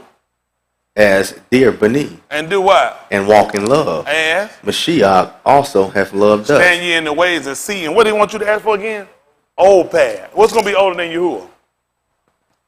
Ask for the old path. Where's the Ta'ud way? And when you find it, that's what he told you. And hath given himself for us, For a who? an offering, And? a sacrifice to Allahim. That would make sense because Abraham was told to take his only son, the one whom was again? Love. Who he Ahab. And what do you want me to do with him? Make me a sacrifice. Tell me what else happened, son. For a sweet smelling savor, Aroma. But what was again? fornication, And what else? all uncleanness. Y'all hear that? Y'all hear that? Zanuth? Y'all fornicator? Whoredom? Whoremongers? Listen. Or covetous, Or coveted? let it not be once named among you, When you get to what point? as becometh kodesh. When you become? When you start. So that don't make sense once you get grown, you stop sinning. Makes sense, he said, when you believe. That's when you'll stop sinning. When you believe. So if you're sinning, it's because you don't believe.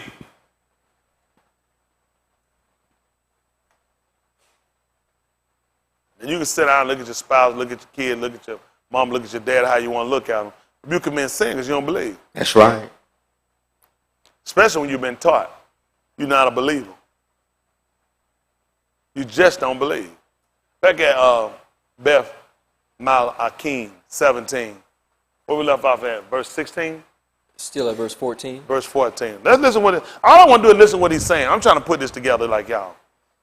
I'm putting this together. Y'all help me out as I interpretate. This is Beth Malakim 17, verse 14. Listen to the book. Like to the neck of their fathers that did not believe in Yahuwah their Allahim. See that? Believe. Right back to believe. Listen. And they rejected his statutes and his covenant that he made. Do that with make their fathers. sense? That they believe, that they didn't believe, and that they kept the statutes and judgment? It makes sense that they didn't believe, that they didn't keep it. All this is synonymous. It goes together, doesn't it? He said, he said, like the next to their father, who believed, who continued, who kept. Don't make sense. They didn't believe, so they didn't keep it. They didn't believe, so they didn't dress. They didn't believe, so they didn't show up. They didn't believe, so they didn't serve. He said, you're the same. You're just like your fathers. Who should try to tell the same thing? 844 right quick. Yochanan. Only makes sense. Let's see how it. See, that's why people don't know when to be offended.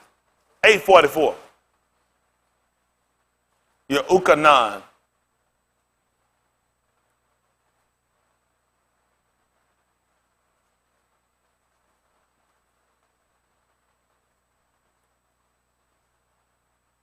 Aleph. Yochanan. 1 John, they'll call it. 3 and 7.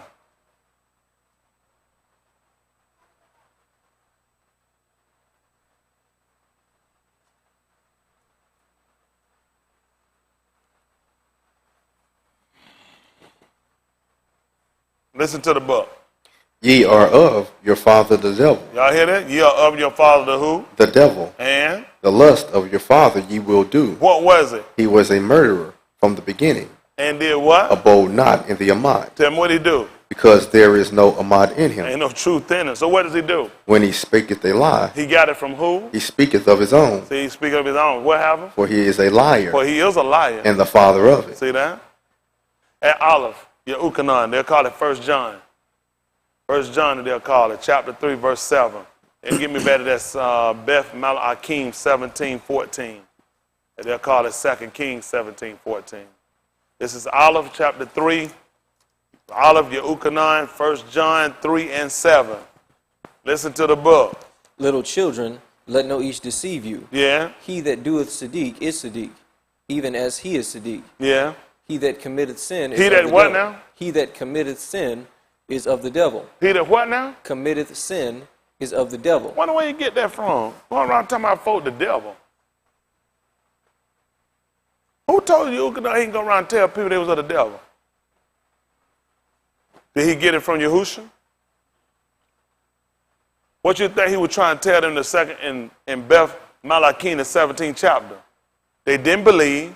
They committed all these trespasses and all other stuff, just like the devil. That's what the devil will do. He'll disobey. He'll find reason to make excuses.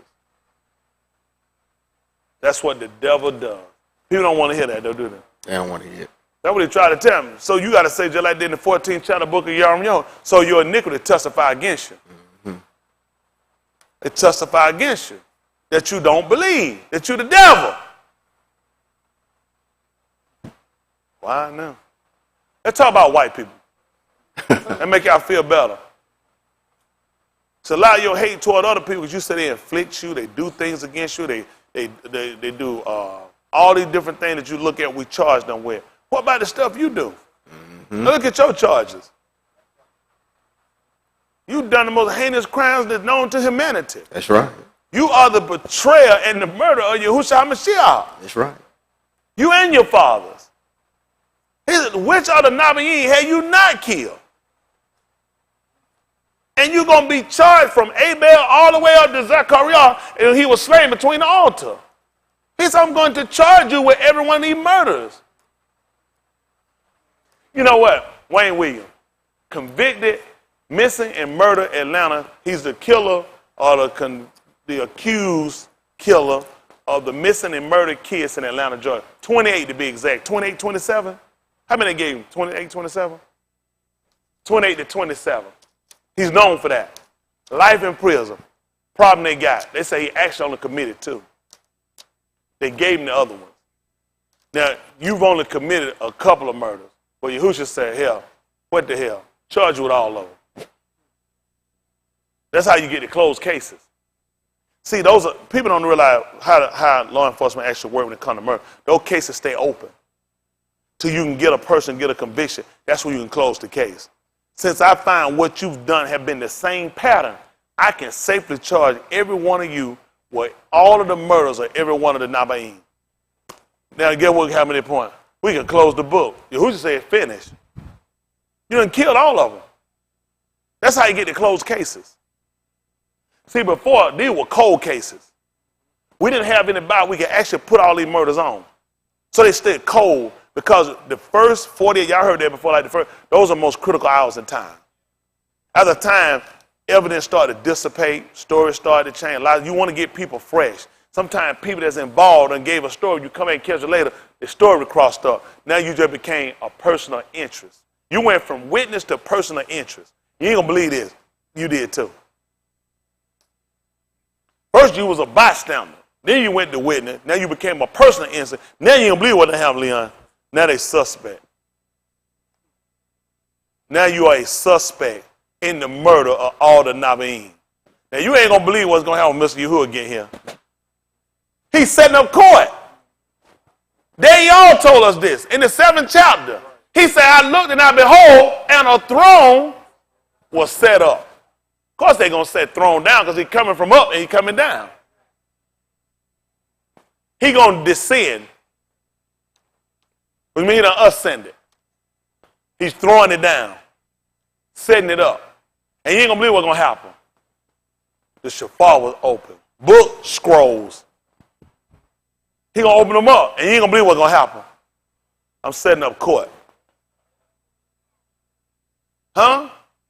When he sit down, he giving out number. You ain't going to believe what he's giving out. Life sentencing. That's all he giving. Listen, I'm trying to see if my client get probation. All I got is life. All he got is life sentence. Either you going to get eternal life or eternal damnation. That's all he got is life sentencing when he come back. What you going to do? You want to talk to him and try to see if you can get in one of them witness protection program. I ain't got it. All I got is eternal life, or I got eternal damnation. Next. Damn, damn, damn, damn, damn, damn. He going to run through so many damn before he hit eternal life. He only bringing out so many eternal life. Got plenty damn. Plenty of damn. A lot of folks going to be damn. Can you believe you got an opportunity to hit it today and get an opportunity to try you can avoid this? Whoever but Mr. Yahuwah will let you know that before it happened.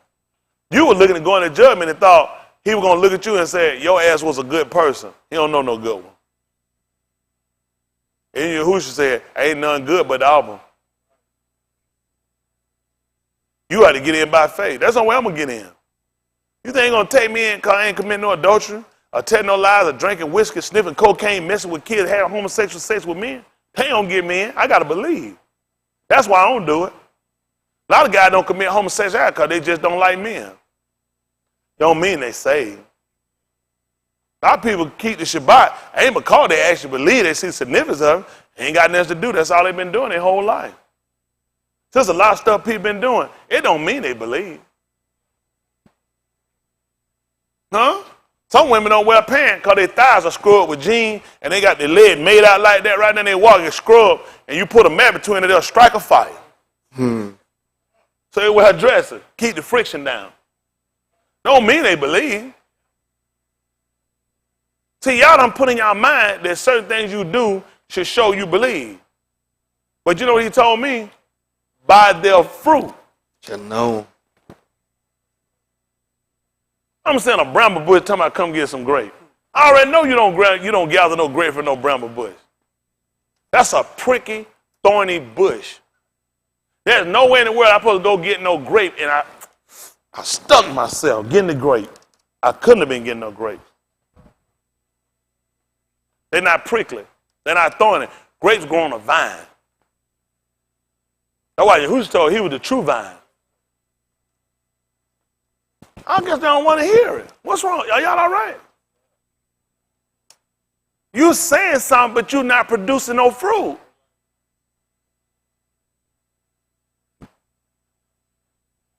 Come on, finish this up. Listen. He that committeth sin is of the devil, for the devil sinneth from the beginning. For what happened? For this purpose the Ben of Allahim was manifested, that he might destroy the works of the devil. Whosoever is born of Allahim doth not commit sin. That's what I'm talking about. You know, we credit Yahushua for being the Ben of Allahim. That's why they want to kill him. You got to imagine this man going around saying he was the Ben of Allahim. That means he was born of. You ain't going to believe what that means. He don't commit sin. What do you think we've been doing with a man in the room, all us sinners, and that man around here telling he don't commit sin? And all us in here, we are the devil. Kill him. Got to kill him. You know what it's kind of like? You ever seen that movie, Lion King?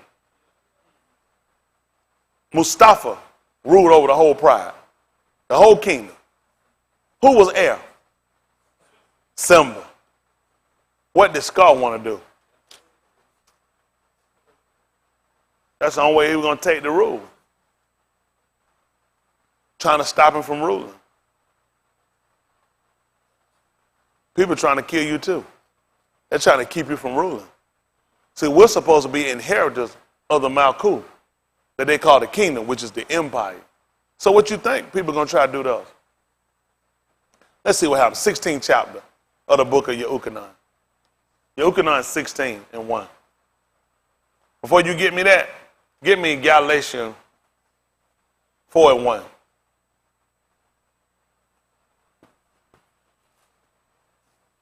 Listen to the book.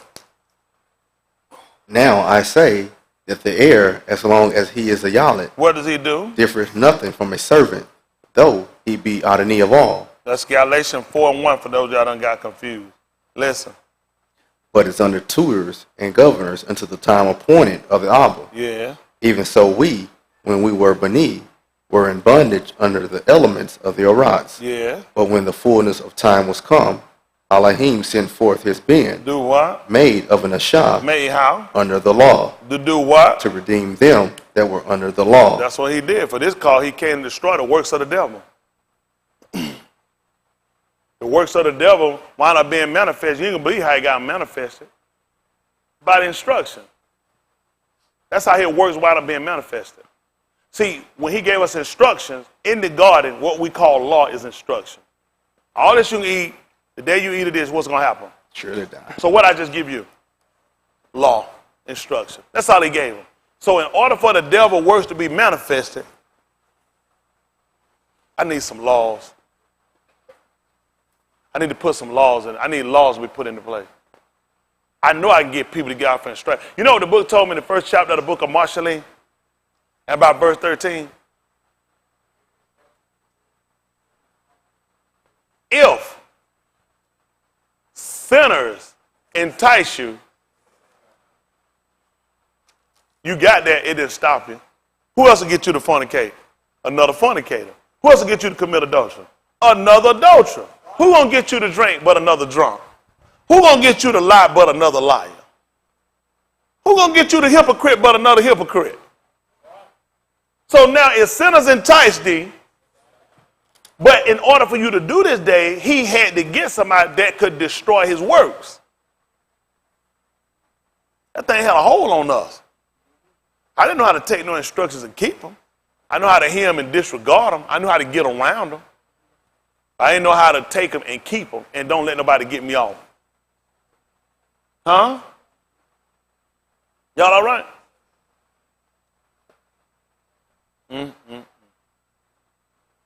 Make sense? So for this cause, he had to get somebody to manifest us. He had to show us something. We had to be able to see it. You know the book talk about Allahim. Nobody has seen him at any time. It's kind of hard to believe in something you can't see. It's hard to relate to something or somebody relate to you if they have been in similar like conditions. It's just hard. It's hard. You know what I'm saying? It's just hard. Anybody here lived and grew up in projects? How many of y'all never grew up in projects? Never been in projects? Well, you're not going to be able to relate to them. They're not going to be able to relate. There's going to be too many differences. Every time y'all have a story, they're not going to be comparable. They're going to be too different. You know what's going to happen with that too? It's going to be hard to walk together. Because we can't really agree on nothing. I started telling you about a story. They started telling you about a story. You can't relate. You can't get. Kind of same thing with Yahushua and us. It's hard to relate with this story, Yahuwah. You come on the scene, you ain't never seen. You can't be tempted. My story is different. Where I grew up is different. I'm tempted all the time. I sin all the time. And you know what happens out of that? You know he realized? Nice knowing you. Well, ain't nothing to talk about. What we going to talk about? I sin, you don't sin. I lie, you don't lie. You ain't never been without. I've been without. So we going to have a hard time relating. And then you trying to sell me this thing called salvation. I don't see it that way. So you got to give me somebody a similar like. Got it? Somebody with similar suffering.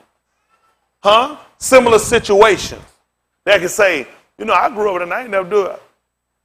You grew up where? And you didn't? You sparked my interest now. I know about that place. You know what happened when Nazareth, when Yahushua, he came to Nazareth as he had been brought up, and what was happening now? What did he do? What did he do now? How did he go there? How did he go there? Why did he go there? There's a custom. But then you got to know something else about Nazareth. Now, when they came, they found a man who was sitting around. They wanted to tell him about him. And they told him they had found him who they called a Mashiach. You know he had? Come from where? You grew up in the project. He said, yeah, I came up in Nazareth.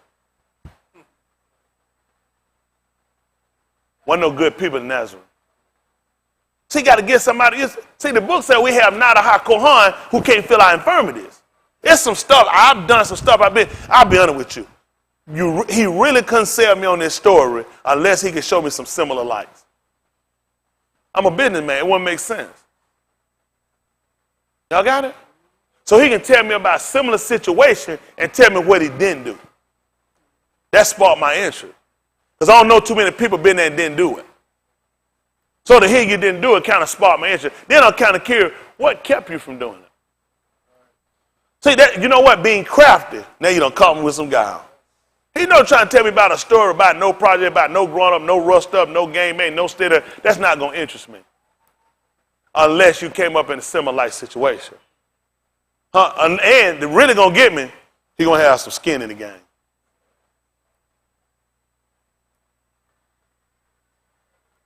That's how he convinced me. Got it? Got to be a real good convincer. You're trying to get me from doing something I do by nature. Unlike a lot of y'all, I was organic. They grew up wild, untamed to a degree. Organic. I needed something to take me and then preserve me. I was almost about to expire before the man came and got me. Started out good before you know it. Listen, I was at wit's end. Man had to get me and preserve me, had to keep me. Y'all all right? I don't know. How many of y'all ain't with this? Am I throwing some of y'all? I know I talk kind of fast because I'm really concerned and I'm trying to tell you about something that's honest. This is my real story. This ain't no shit like Ice Cube and some shit down rubbing no boys in the private school. I'm telling you about real stuff I dealt with, how I look at things, and how I consider things. When I hear something read, I got to consider it. Before I just read it, say, that's just what it is. Whatever the Lord said, that don't make sense to me. They taught me wrong. You don't question. You got to believe it. Because of what? I can't believe something I don't understand. It don't matter. You just supposed to believe, and then you get a whipping. Or you get put on punishment. And you know you can come back out when you believe.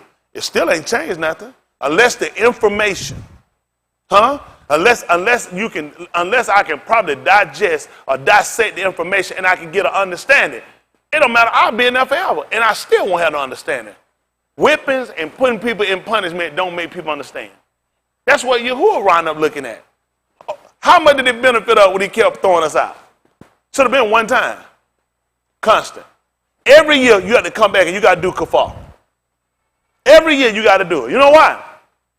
Your behavior ain't changed. A lot of stuff we did with the offering sacrifice, we realized they weren't learning from it. That's not learning. They're not learning. So go what you realize. I got to teach them. I got to teach them. You know what I got to teach them? The scripture. Why? Because that's what I inspired. What have I got to use to get a teacher? I need to give them the ruach kodesh.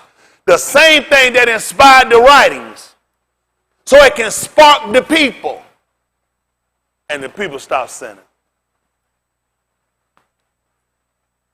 Only way it made sense.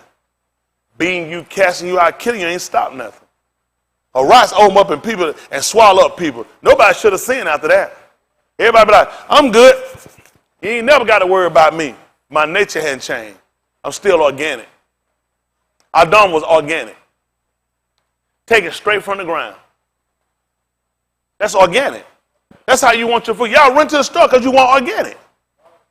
I want something untouched by man just put in the ground and take it up. He said, I done that before, and it went away from it, and I lost it. So they had to make something and put something in from the time he made it. Yahuwah was actually preservative. Y'all didn't know that? The fact that that the Malachite came down and told the woman that Allahim, that was her better going to be an Allahim. He called the ruach to get inside. He wound up making him, he didn't make him organic. He made that man with preservative so he could be kept. A lot of these folks lose their mind. They find out somebody been playing with a seed. This man done sat here and genetically modified a seed box before you put it in the ground. You know good well ain't finna eat that stuff. He set you up because he know how you are. He set you up. He know how you are. You done became health conscious, but you're not health conscious because you commit sin. That means you're unconscious. That's what he was trying to tell in the 10th chapter of the book of Romans. My heart designed prayer to Allahim for Yasharal that they might be saved, that they might be genetically modified. For I bear them record they have a zeal, but they're not according to no knowledge. Because they're ignorant, they're without, and they're gone about to establish their own. Do their own thing. Grow their own way. Grow wild. Let it go. All this stuff we try to do, trying to call ourselves get back to nature, and not actually discipline. He don't want you to get back to nature. That don't make sense. You tell me when we get back to the garden, to the game, where we was? That's what we're saying at. It don't make sense that if you're going to put me back, you got to be able to keep me. Then you put me back in there. Don't make sense to do what these people doing. These people try to go natural wild hair, natural dry, everything, and that's what you just naturally don't obey. Nature can be dangerous. You know, wild beasts come from nature. Man inherits sin and just go and commit sin. That's just nature. That's why he try to give us the ruach nature. Because that has a discipline. It's got a discipline. And in order for that to spark, he tried to give it to us by the Torah, by instructions. By telling you who you can lay with, who you couldn't lay with.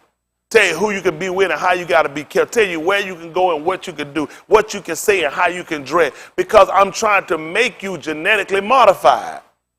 That's a man, 'cause he told you to modify your members. Where were they at? How did you get those members? By nature. So you see what it makes? Now I just told you to kill nature.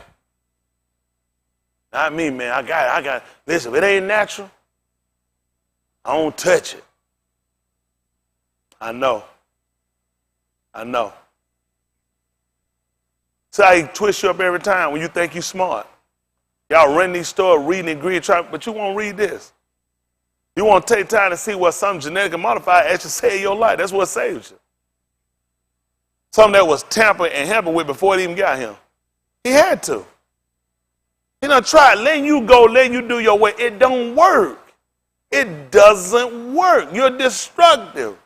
He said you're always evil continually. It doesn't work. He said I had to wind up killing it. He had to wind up killing everybody because you were naturally grown. You were nature controlled.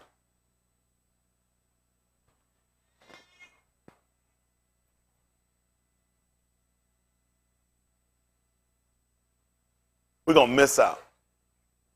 As a group, we're going to miss this. We're going to wind up missing out as a group. Not everybody. A lot of y'all going to miss out. Y'all really hadn't considered.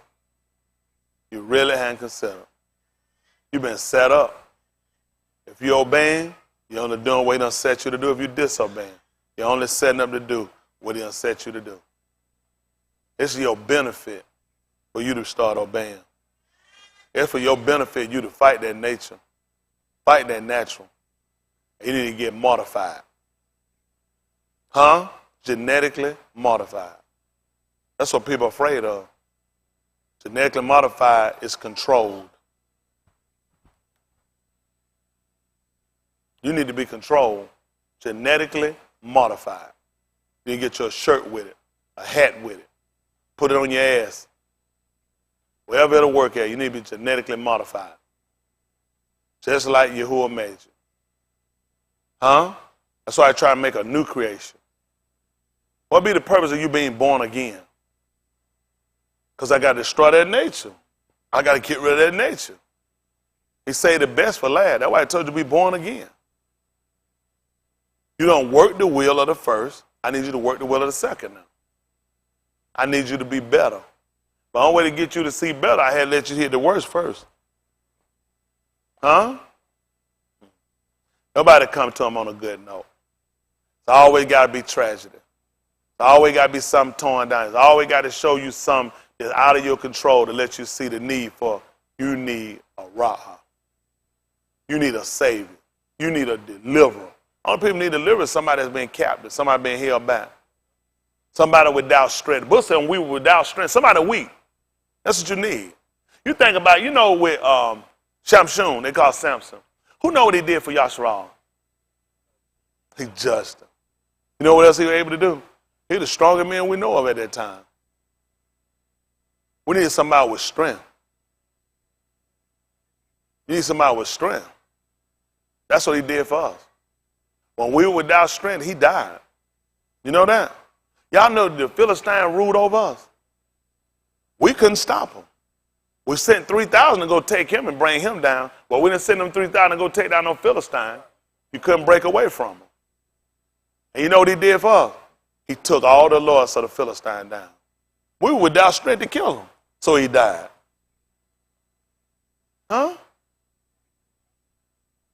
What you couldn't do, what you weren't able to do with the law, he did it for us. He did it.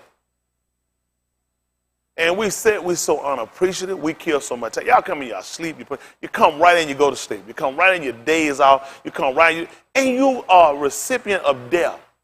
That's the only thing you're going to receive, a death. You're not going to receive no crown of life, no reward, not for what you're doing.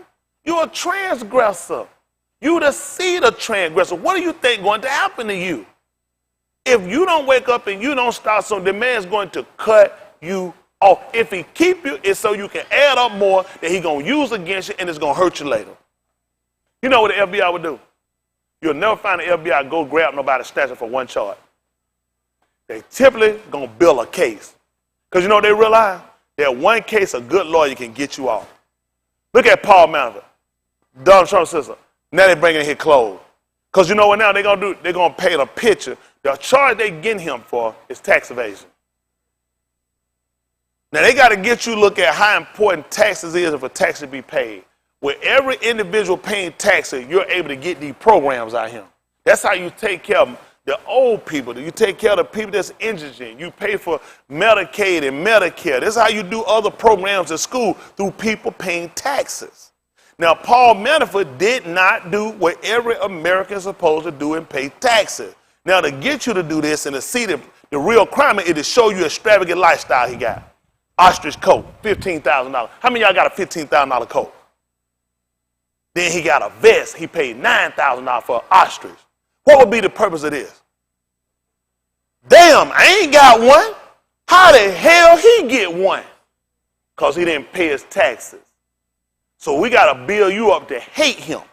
We got to make you see where him not paying wind up getting these stuff that you don't have. And you should have it if he paid his taxes. If he paid his taxes, your ass still wouldn't have no $15,000 coat, a $9,000 bill. But you got to understand what they're trying to build up.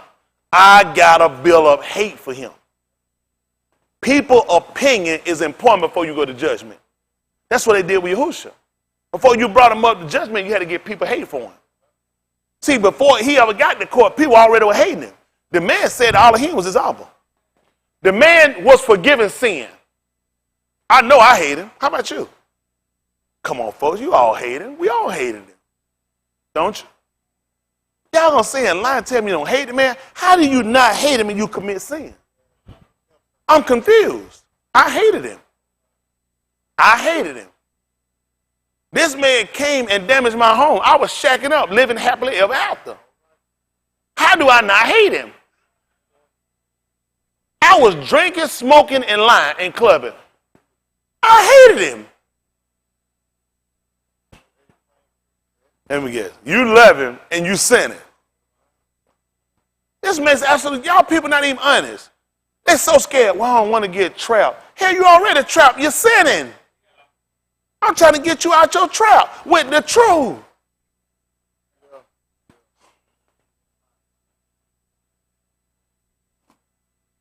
I don't know what to tell y'all. You hate him. You hate him, and there ain't no reason for you to do it. The reason you're going to hate Paul Manafort, I'm just using him because that's what you know as a man. It's because of the picture they're going to paint of him. Nothing he did affects nothing you do. Nothing he paid or didn't pay didn't affect you. Let's go with him not paying his taxes. If he bought a $15,000 coat, he paid taxes. That $15,000 employed some people. That coat had to be housed in a store. They had to pay for lights. That employed people down at the electric company. A store that also had gas, that employed people that work at gas company. They had to use paper to print receipt that employ other people that work with wood and trees.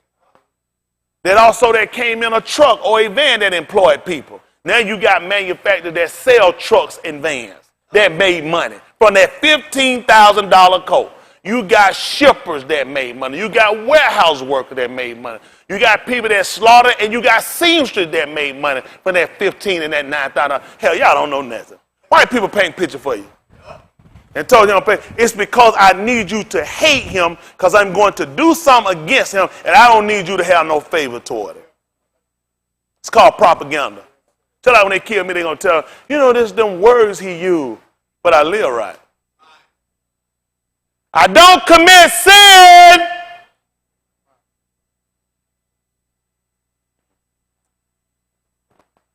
They don't like that. So public opinion is make you hate me.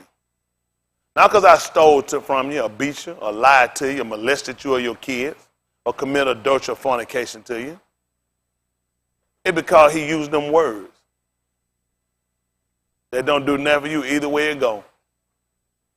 The words I'm speaking you though, these are ruach and they are kai. That's what's life. And Yahushua no doubt said some things that were offensive. And he did, he went and asked him, does this also offend you? So they'll tell you profanity is offensive language, then Yahushua used profanity. Because he asked, does this also, meaning I've said some other stuff that offended you.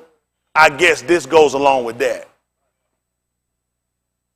The government don't have a problem with the words I'm using other than what I'm telling you now about you getting saved, breaking away from a system. That's what they got a problem with. Self-sustaining, self-sufficient, damn shit and ass are created words. They made them. They gave them their meaning, just like they gave you meaning to your words. See, you only believe what's good and bad according to what they told you. You know they got a picture going on. Y'all seen them two gay baseball players hugged up? Y'all seen the guy rubbing? How many of y'all seen it? How many of y'all seen it? The gay player where he hugging the guy, stroking and got his head in there? How many of y'all know the story? How many of y'all don't know the story behind it? What y'all think about that gay ass nigga? Huh? Would it make a difference if you found out the reason why he was sitting there and that man's head was on his bosom and he was stroking that man's head because that man's mama just had died? Just had died during the game. And he was comforting the man because he started crying. They were friends. Wouldn't that make a difference? But let's look at how they showed you the picture. Didn't I just tell you the other day how they show you stuff for a reason? Because that was to make you think. And you know what you did? They didn't tell you nothing. You did on your own. When I showed you the picture and you seen him sitting there rubbing that man's head, you know what you said? Them gay ass niggas. Faggots. So two damn faggots in here having sex in this thing. You never seen them having sex. His friend broke down crying. You know it put him in a bad spot. You see, kind of like, damn, I guess what you kind of do with this. Man, mom just died. But see, it's all about how you angle something. Public opinion. Make you hate your own. White people do it all the time. You don't think about that. Huh? So I just set you up to make you hate somebody or one of your own because you didn't know the real story. They're like you hate me and you hate Yahusha without a cause. You know you think that's gay? Let me see something. 24th chapter, what is it? 22nd chapter, book of Yuchanan? 22, let's say about 17.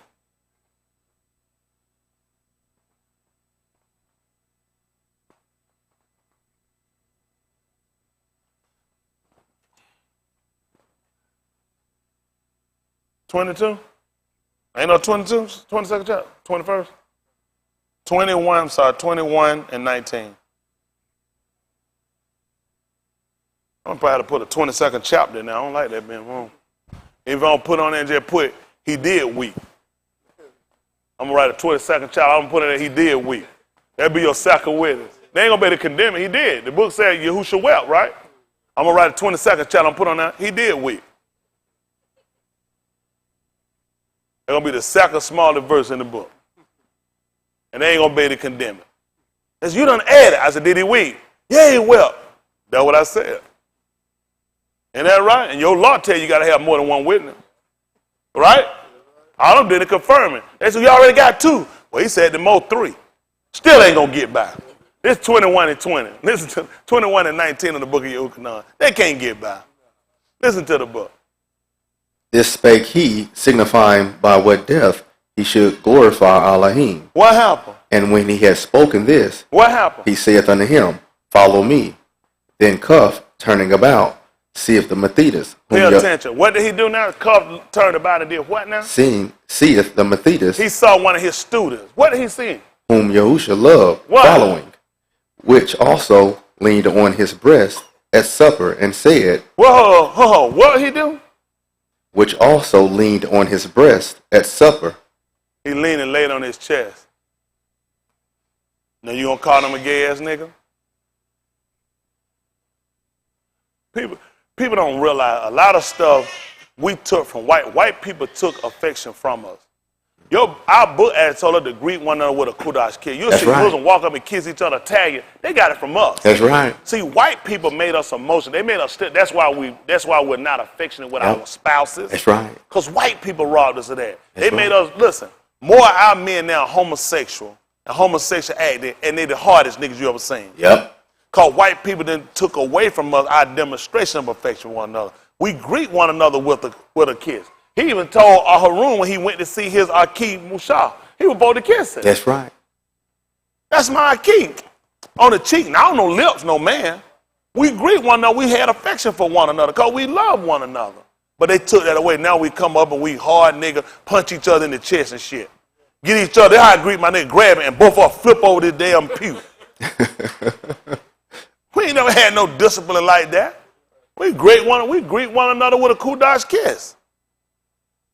You'll see the tape that say, oh, that's their custom. And then soon we sit here and we read it. The book just told you he laid on his breast, sat down, laid on his chest, sat down. They said breast, they got you sitting around looking. People don't know about breasts. I don't want to tell them. I don't know. Guess I tell them about them. Men don't even know that women actually have bigger balls than men. They just wear theirs on their chest.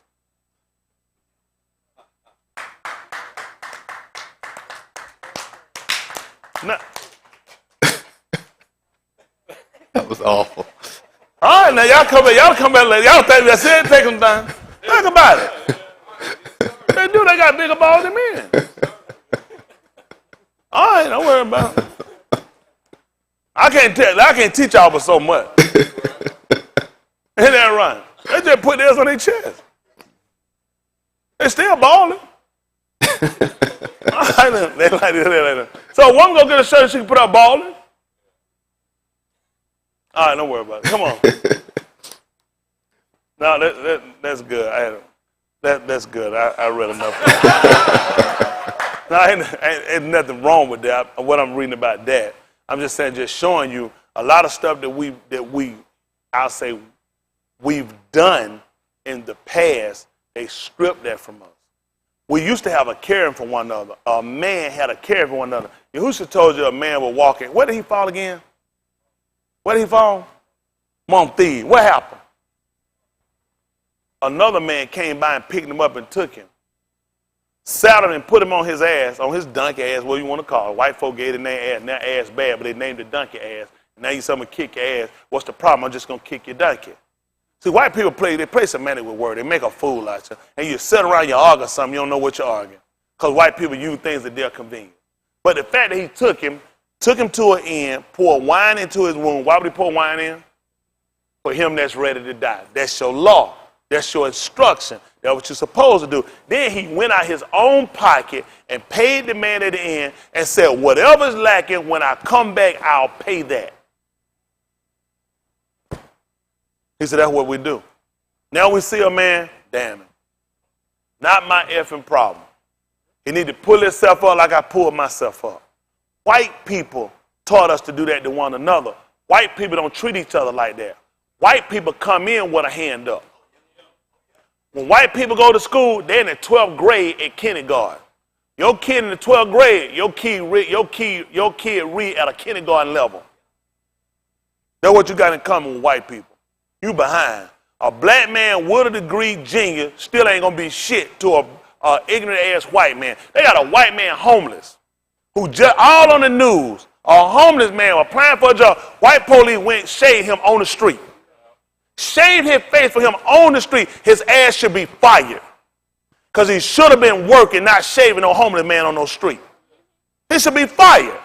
Protect and serve. The fact that you demonstrate this to us, won't you go out here and cut this shit off while y'all killing these innocent black men? Instead of cutting some homeless man beard. This white man got all these jobs off. A homeless man. What is your address? They told you they can't hire you. Need an address. Homeless is not an address. Please don't take it wrong. I'm all for helping people. But when white people show me shit like this, I have a problem when you hadn't done the same for us. That's my problem. I don't have a problem with a homeless man getting a job. Hell, I don't care about no job. I care about the fact you don't give a damn about us. Our people are dying. We're being falsely incarcerated. We're being beat and slain at the hands of these people. And they're going to show me one of them that go pick up a damn deal. Fire his ass. Your job does not take, you telling me you know how to go and help a deal on the side of the road and hit by a car, you know how to help a human being that's being beat by other police officers? Unarmed? Your ass need to be fired. Every one of them, fire their ass. That just pissed me off. We the one dying. And you going to show that they're going to be your claim to fame to show me police are good people. Because you shade a homeless man, another white man? They ain't going to tell me they don't know how to deal with the mentally ill. They don't know how to deal with people. Something wrong with your ass that you think that that's an address. It show you they can do what they want to do. White people do what they want to do. They comprehend and have compassion when they want to have it, just not for you. So we have to make our own way, and we got to show them we going to make our own. We don't want nothing from you. I've been told you, stop looking for handout from these dirty crackers. Make your own way. Establish your own. They think I left my message. I didn't leave it. It's always my message. Yahuwah didn't come to save us to make us no slave on no job. But you got to have a listening ear to hear that. It don't make sense me to look for my captain to do nothing for me. They don't owe you nothing. Anytime they get a chance, I look for them to beat me, rape me, and rob me. That's why I'm in defense. Huh? Y'all all right? Y'all ain't insulted. They show you a picture of a white man, police officer that got time to say and shave somebody. He ain't worried about his sergeant, his lieutenant, his captain, call him saying, that's not your job. You gonna tell me there was an emergency. This was you serving the people, shaving this man that can shave himself. I can see if he ain't have no arms. Hell, he had arms, he can shave himself. The fact they'll give a white man multiple, he got so many jobs, that's all they talking about. All these companies willing to hire. You willing to hire all these white people, and I got black people need jobs that qualify with addresses. And you ain't even pissed. Y'all don't know when you get insulted, do you? White people just show you anything. All these gonna be stories trying to show you compassion. I don't see no compassion in that. I just see crackers helping crackers like they always do. That's when they think they're humanitarians. I'm sick of it. I don't used to keep talking about that. Y'all ain't gonna do nothing. You ain't gonna stop sinning. You ain't gonna try to break yourself out of captivity. Exactly what y'all plan on doing. What do y'all plan on doing?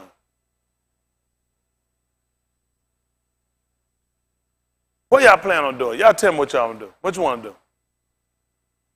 Y'all want to get y'all a pastor?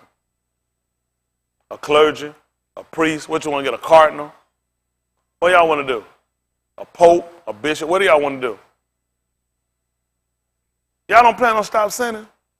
Y'all don't plan on taking this information and learn how to get away from it, and then it don't benefit you unless if you're going to take it and you're going to break away from what you're going through out here. It don't make sense for me to take this information, put it into play and get an understanding, and so I can go back to work. It made much sense when he came along, he found Cup back at his job. He said, do you love me more than you love these? Because I know you went right back to your job. I gave you a job when I came to get you. How did you go back to this job?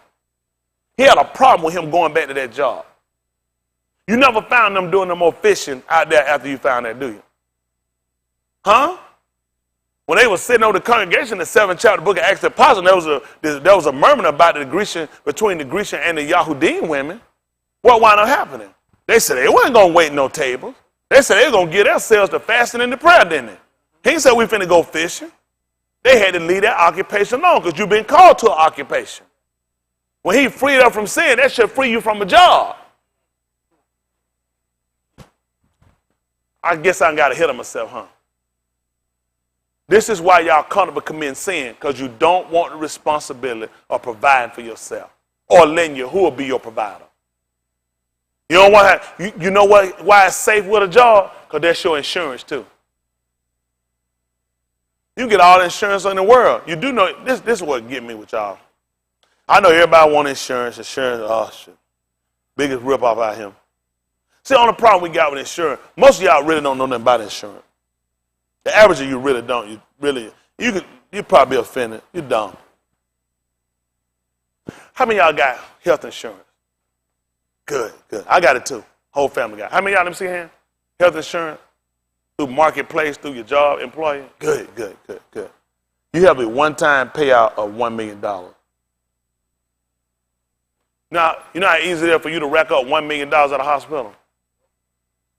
From the right occurrence, that's all the lifetime benefit your insurance will pay.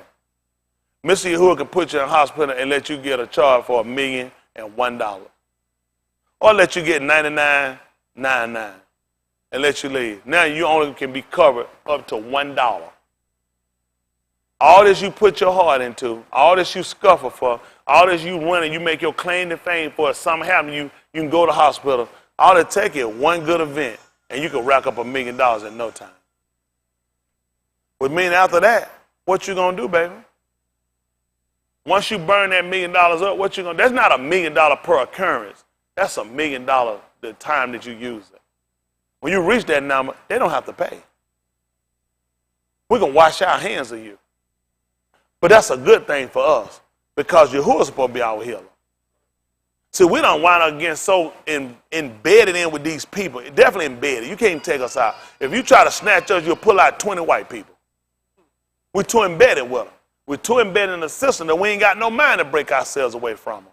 If we actually trusted on Yahuwah like we're supposed to, we wouldn't need the stuff we got. It's because we lack faith, we lack stability, we lack confidence, and we lack amunah, faith. And that's why we're in the situation we're in. All our confidence is in weapons, in hospitals, in insurance, in education, the same stuff that have failed us ever since we've been with these white people. That's what's failed us the whole time we've been here, their education system, their medication system, their welfare system. That's what's hurt us. That's why you don't have men now. That's why we don't have women functioning the way they're supposed to. They've stripped us of everything. You have no dignity. You have no self-respect. A man will do anything now. He ain't got no self-respect.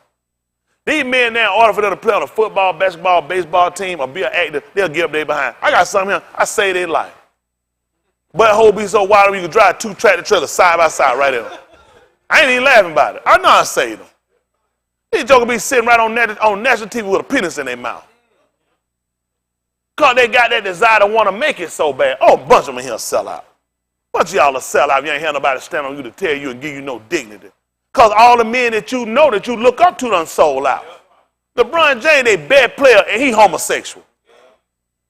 He got him still arguing about how great LeBron, the man carry a damn pocketbook. I get a bitch woman he better than him to me. I have no respect for no man that carry no pocketbook. I can't respect, I don't even know how I can't have a conversation. I'm so blown away with y'all guys. Y'all really scare me. I just be saying to myself, not my key. Y'all concerned about a man that carry. So what do y'all say? What do y'all say when y'all see the other men out here with a pocketbook? Y'all gotta call them great too. That's how bad I'm telling y'all scare me. I be scared. I just watch it. I say, y'all guys scare me. I would never be defending no man with no pocketbook. I don't give a damn what he can do. You carry a pocketbook, I care absolutely shit about anything you can do. You're supposed to be a man. I would never be arguing with nobody about no great homosexual.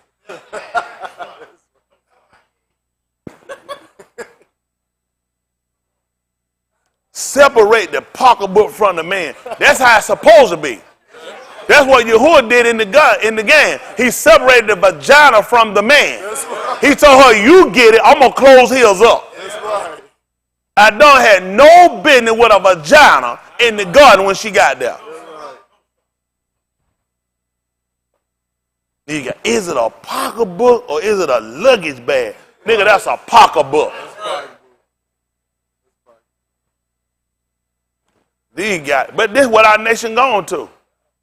We never had no conversation about no homosexual man and separate no homosexual from the man. The man ain't got no business being homosexual. Right.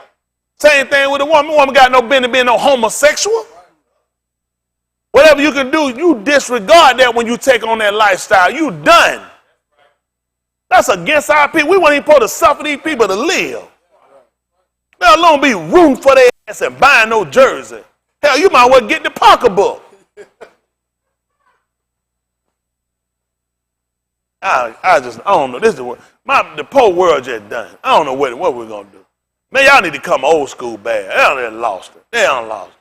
You think somebody finna see me out here arguing with somebody about a homosexual? On the goodness of me? I just couldn't imagine. I said, maybe time will kill it. I just see it don't stop. I just don't know what the hell now I'm in. Well, lost it. I don't get it. It shouldn't be a conversation. You are a homosexual. You carry a pocketbook, you're a homosexual. You're done. He need to be on his knees. No, he don't. Get off his knees. Just put him in a casket. Bury him out there with Osama bin Laden. Just throw him and see a grown, big, 6'6" man, homosexual. What, 6'9"? 3 more inches wasted. He take them Dada, what you call it, guy, and pump him up real good and step on his ass. Pump him up real hard. Walk over and kick his ass. Take them thing, pump him up about 2 weeks straight, walk straight to LA and get one kick, down, straight in his ass. Homosexual, then catch a plane back. You can't pump him up and walk back. That's asking for too much. It's sad how bad our men are. Gotta fix this thing. I gotta get these men back on track. Get men being men, women being women. Isn't that right? All right, I'll let my mess. All right, that's good. I gotta come and clean that up.